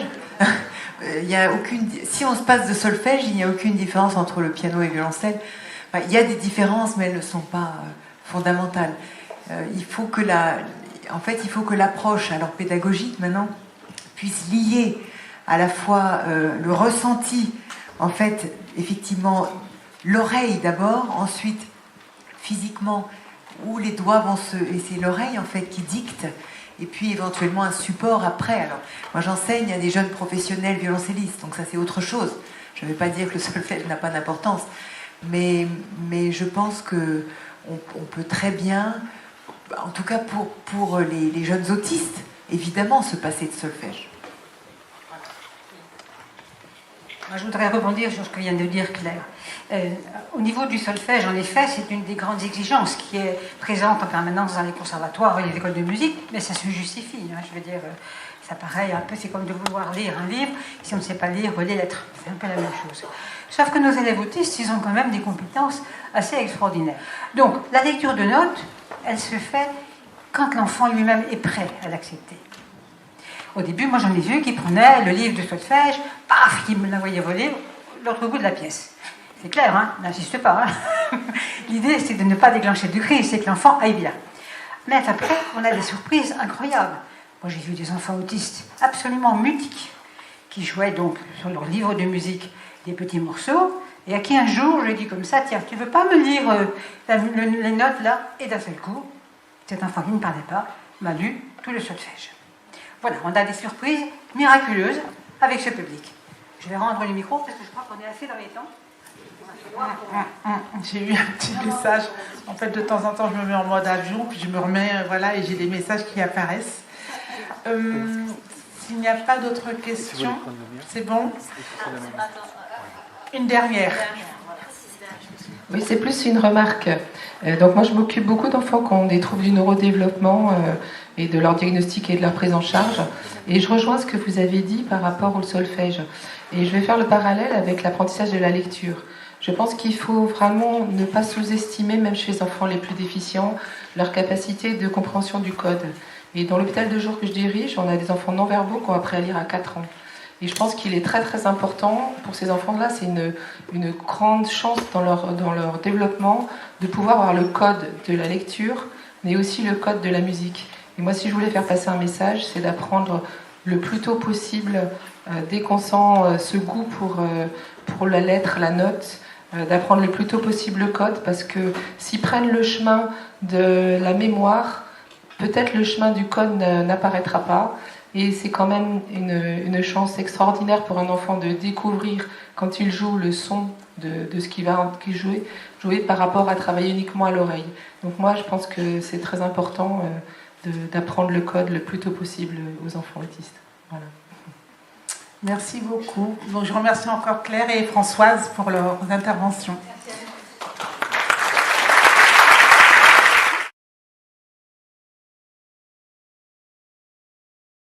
Comment un jeu rythmique digital peut soutenir les habiletés sensorimotrices et cognitives des enfants autistes? Bonjour à toutes et à toutes. Donc, merci de m'avoir invité à ce colloque sur la musique et l'autisme. Là, je vais vous présenter les résultats notamment de la recherche que je viens de terminer dans le cadre de ma thèse à l'Université de Montréal. Et donc la présentation, elle s'intitule « Comment un jeu rythmique digital peut soutenir les habiletés sensorimotrices et cognitives des enfants autistes ». Donc, premièrement, pourquoi le rythme? Pourquoi est-ce qu'on focaliserait sur une composante particulière de la musique pour ces habilités-là? C'est parce que on pense que le traitement temporel en particulier, c'est crucial pour de nombreuses fonctions cognitives, notamment pour le langage, donc pour le débit de la parole, avoir une parole fluente, et aussi pour comprendre le va-et-vient dans les conversations, pour avoir une rapidité et une précision de la pensée, une pensée qui a une flexibilité cognitive et aussi une concentration qui est soutenue. Donc, le traitement de temps temporel, on pense que c'est vraiment derrière ces différentes habilités-là, qui, nous savons, sont compromises un petit peu dans l'autisme. Et aussi, on va explorer l'idée, le concept que la synchronisation au rythme pourrait aussi être une forme de marqueur neurodéveloppemental. Donc là, je vais vous discuter un petit peu aussi du TDAH dans le cadre de l'autisme, parce que c'est connecté ensemble. On sait qu'il y a beaucoup d'enfants autistes qui ont aussi un trouble de l'attention. Il y a une forme d'activité rythmique qui est très simple et très intéressante à étudier en particulier, c'est la synchronisation sensorimotrice. Donc, comme l'indique ici le nom, c'est le fait d'aligner des séquences motrices à un stimuli externe. Donc, par exemple, ça peut être la pulsation de la musique, ça peut aussi être la synchronisation au mouvement de quelqu'un d'autre, à un métronome. Et c'est juste le fait d'aligner ces mouvements avec donc un stimuli externe qui, ici dans ce cas-là, qui est régulier car c'est de la musique. Et il va y avoir deux composantes à cette forme d'activité-là. Il y a une composante perceptuelle et une composante de production motrice.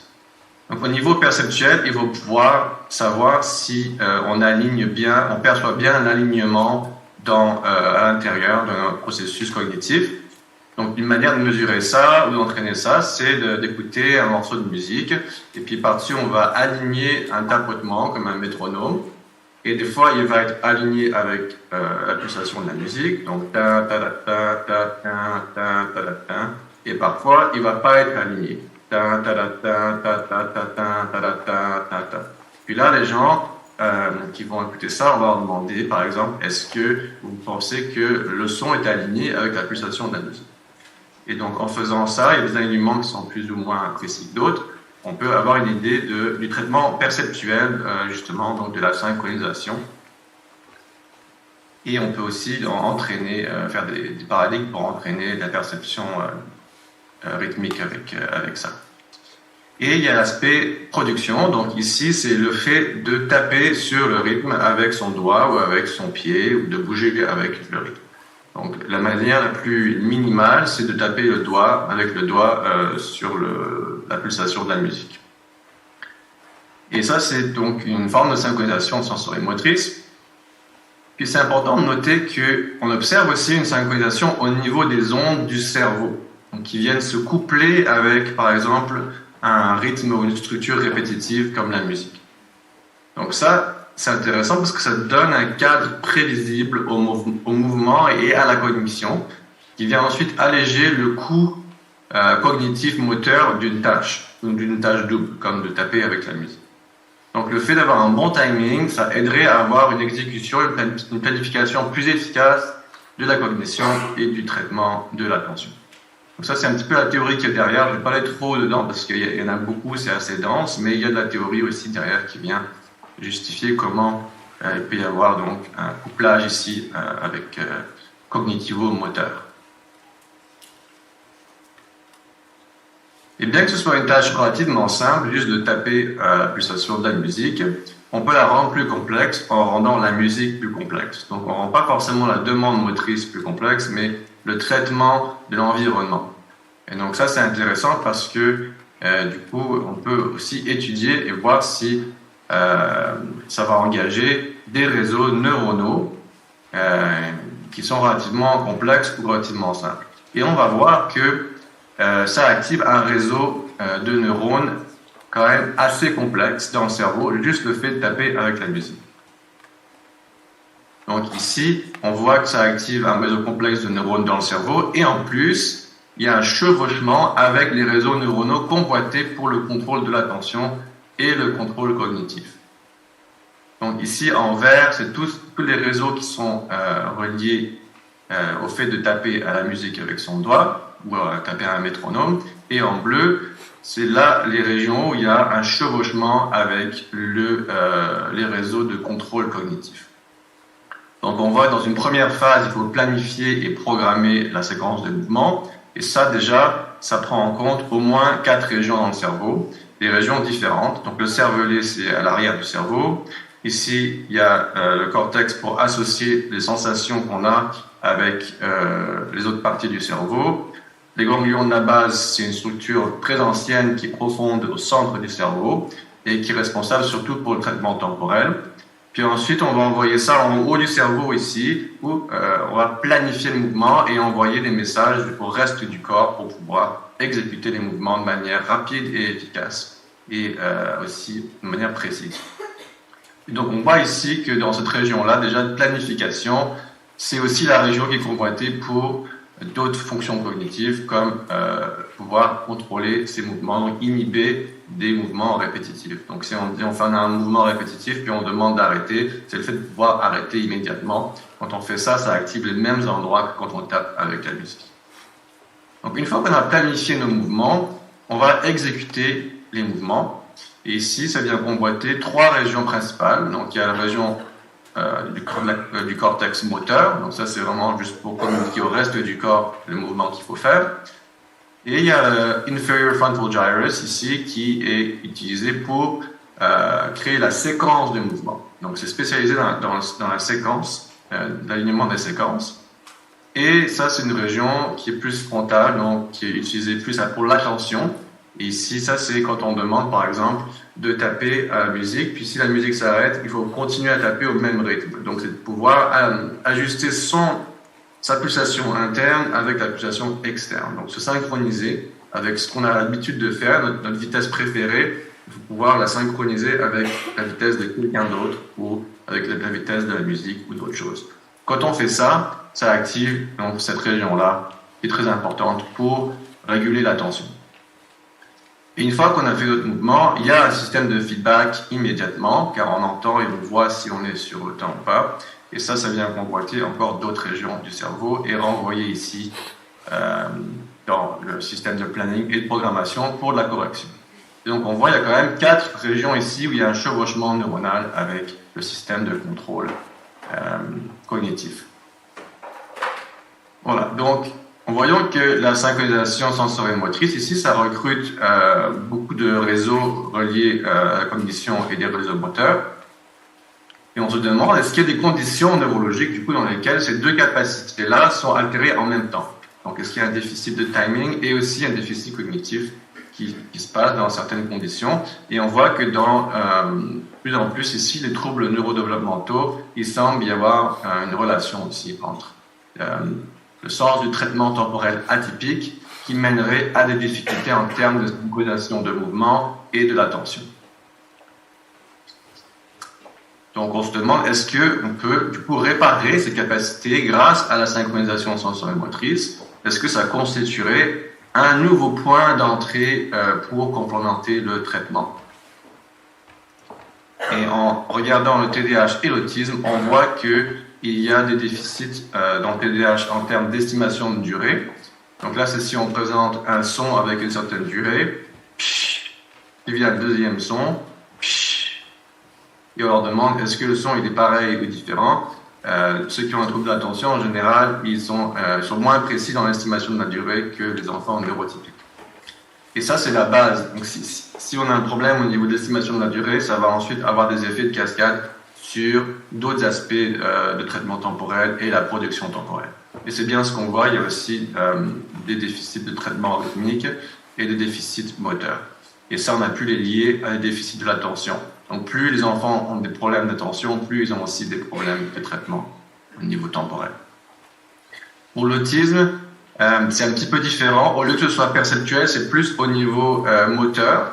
Donc, dans le cadre de ma maîtrise, j'ai montré que chez les enfants autistes, la perception rythmique générale, elle est pareille que les enfants neurotypiques. Mais quand on vient dans la perception plus détaillée, et surtout au niveau moteur, c'est là où il y a des lacunes. Et ça fait du sens parce que dans le diagnostic de l'autisme, il y a des troubles justement au niveau moteur et des troubles moteurs fins.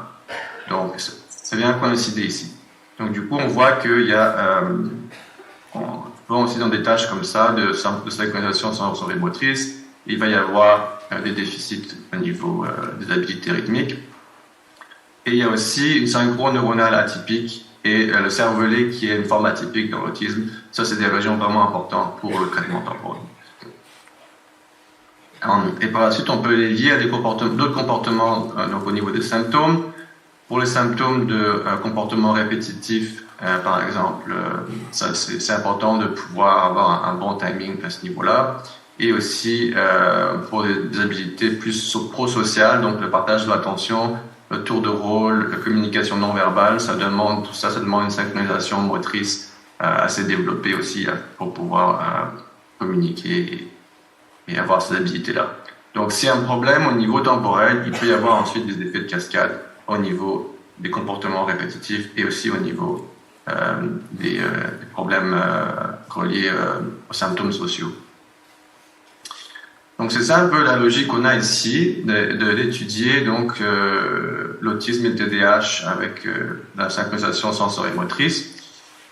Et pour cela, on a développé donc un outil, une forme d'intervention, de complément à l'intervention pour entraîner la synchronisation sensorimotrice en particulier et d'avoir un format qui est adapté aux enfants qui ont des troubles neurodéveloppementaux.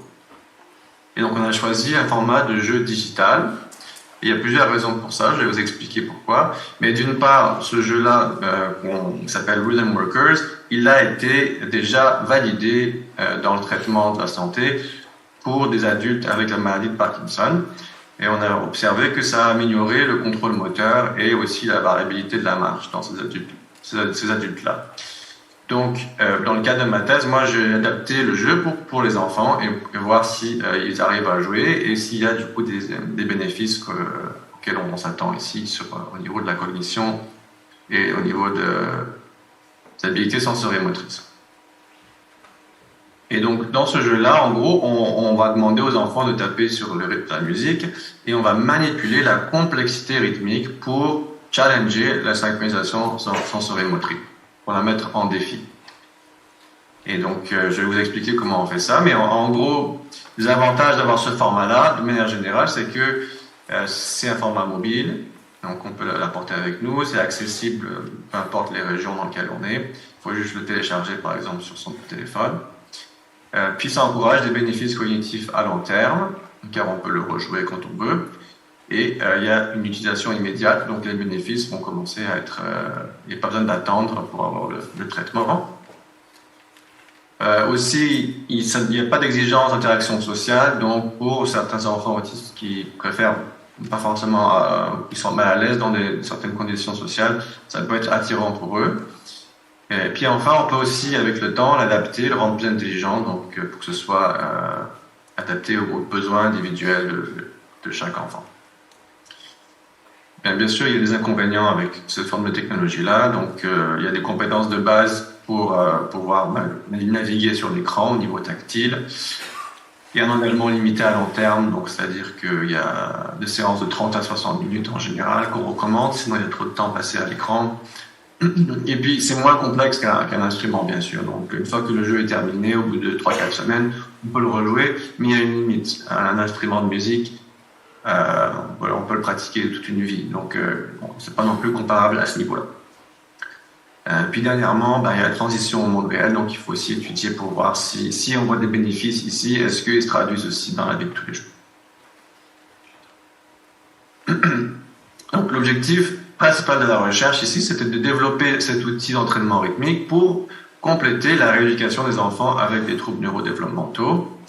Et donc, il y a 3 objectifs principaux. Le premier, c'est que l'outil soit accepté et qu'il soit approprié, donc suffisamment motivant et stimulant pour les enfants et que les enfants puissent le jouer et suivre du coup le protocole. Donc, on va assurer une forte adhésion d'entraînement le plus possible. C'est ça l'idée du format de jeu. C'est que ça va augmenter l'adhésion à l'entraînement. En autisme et TDAH, en général, il y a 30% des enfants qui ne finissent pas l'entraînement. Donc, ici, on essaie d'avoir un niveau plus élevé que ça parce qu'on s'attend à ce que ce soit plus engageant. Et puis, dernièrement, on va voir si c'est efficace donc, au niveau de la performance pour améliorer la synchronisation sensorimotrice et les fonctions exécutives. Donc, ça, c'est les fonctions centrales pour la cognition.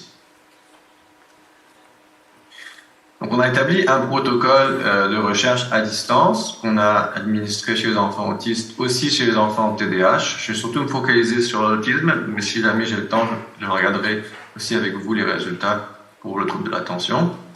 Donc, pour l'autisme, ici, on a recruté 26 participants âgés entre 7 et 12 ans. Ils ont été assis de manière aléatoire, soit au jeu Rhythm Worker, soit au jeu Control. On les a appareillés au niveau de l'âge et du QI, surtout au niveau non-verbal. Donc le QI non-verbal ici, et l'âge étaient égaux dans les 2 groupes. Et on leur a demandé de jouer au jeu pendant 2 à 4 semaines. Chacun a eu son propre jeu. Et donc du coup, on a estimé qu'on voulait qu'ils jouent environ 300 minutes, de 2 à 4 semaines, 30 minutes par jour.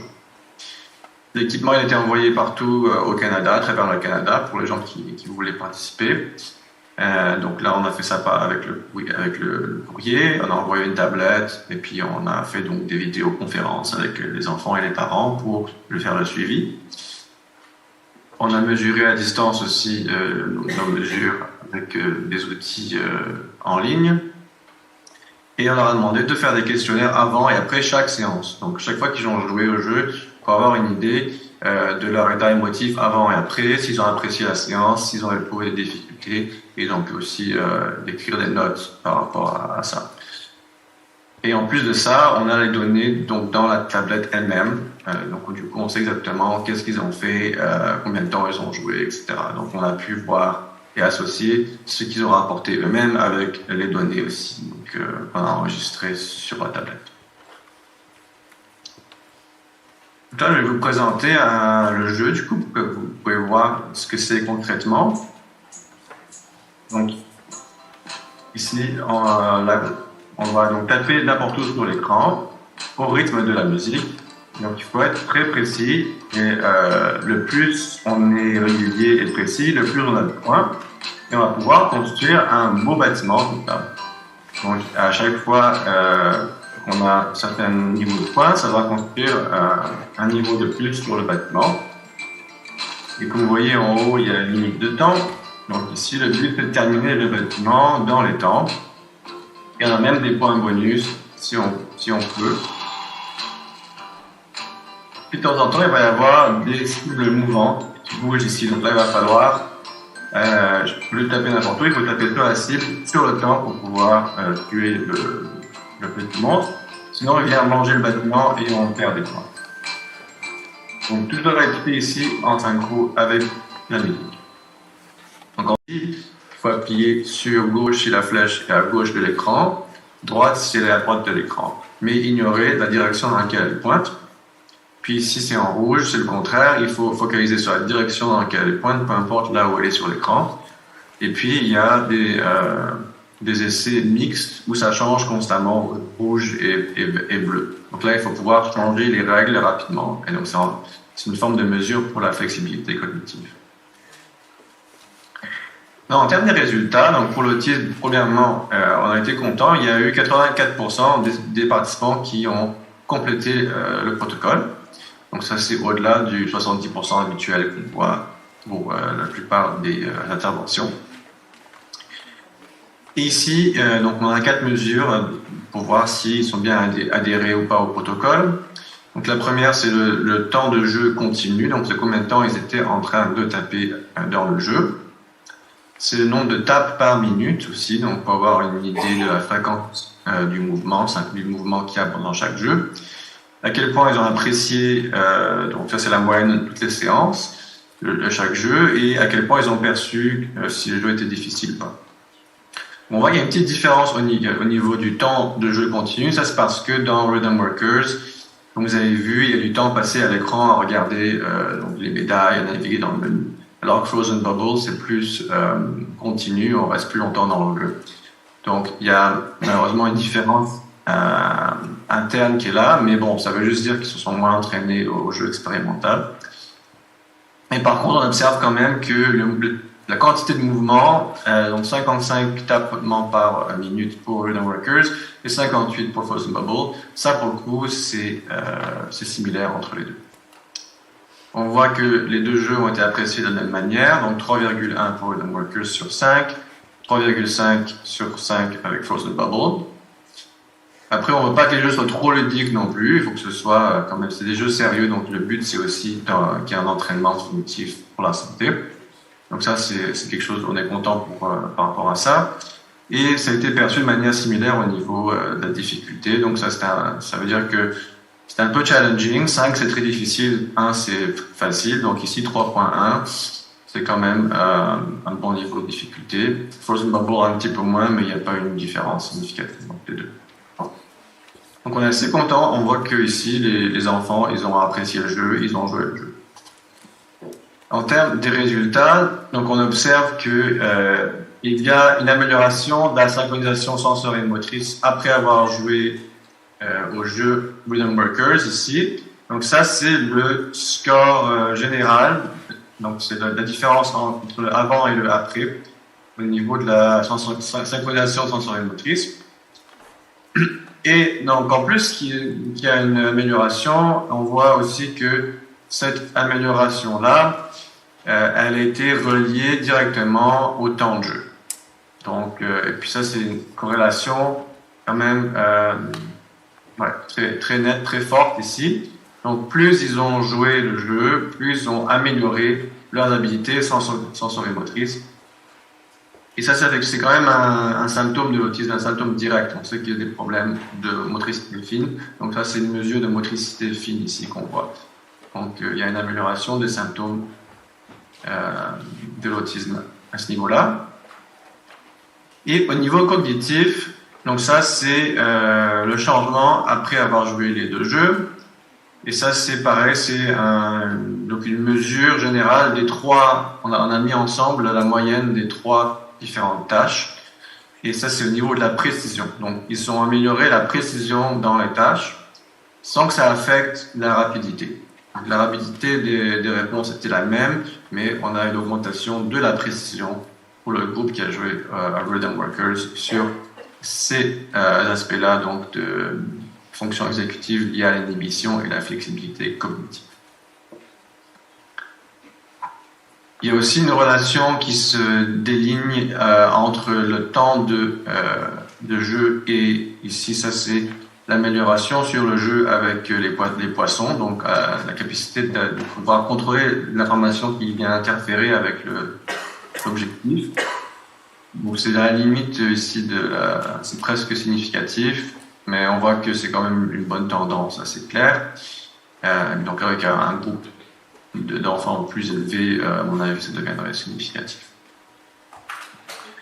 Ensuite, on s'est aussi intéressé aux différences individuelles par rapport à la réponse au traitement, donc notamment sur certains aspects de la sévérité des symptômes. Donc ici, ce qu'on voit à gauche, c'est l'amélioration sensorielle-motrice. Et puis en bas ici, ça c'est à quel point ils avaient de la sévérité au niveau de la conscience sociale. Donc ce qu'on voit ici, c'est que les enfants qui avaient une conscience sociale un peu plus élevée, ils ont bénéficié le plus ici donc de l'intervention. Et c'est en plus les enfants qui ont fait le plus d'activités motrices. Donc il y aurait du coup un groupe ici qui ont moins bien répondu à l'intervention, enfin qui ont eu de moins bons bénéfices s'ils avaient à la base une sévérité un petit peu plus élevée. Et au niveau cognitif, donc là on s'est intéressé aux symptômes reliés au comportement répétitif et aux intérêts restreints, parce que justement il y a une corrélation avec le contrôle de l'inhibition à ce niveau-là. Et on a vu ici aussi que du coup les enfants qui avaient un petit peu moins de sévérité au niveau des comportements répétitifs, ils ont eu plus de bénéfices au niveau cognitif.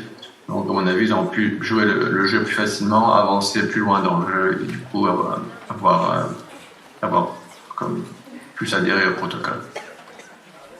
Donc, ça donne une idée qu'on peut aussi customiser un petit peu le jeu sur la base de certains traits de symptômes individuels. Donc, en conclusion, ici, on voit qu'on a respecté le protocole d'entraînement de manière générale. La conformité au protocole a été atteinte pour les participants des deux groupes. Donc les deux jeux, c'est des bons jeux pour étudier ce genre de questions. Il y avait des similarités en termes d'entraînement, du temps de durée d'entraînement, l'engagement dans le jeu, le niveau de défi du jeu. Il y a une amélioration de synchronisation sensorielle motrice pour le jeu de Rhythm Workers qui est corrélé à la durée d'entraînement. Et pareil pour les fonctions cognitives.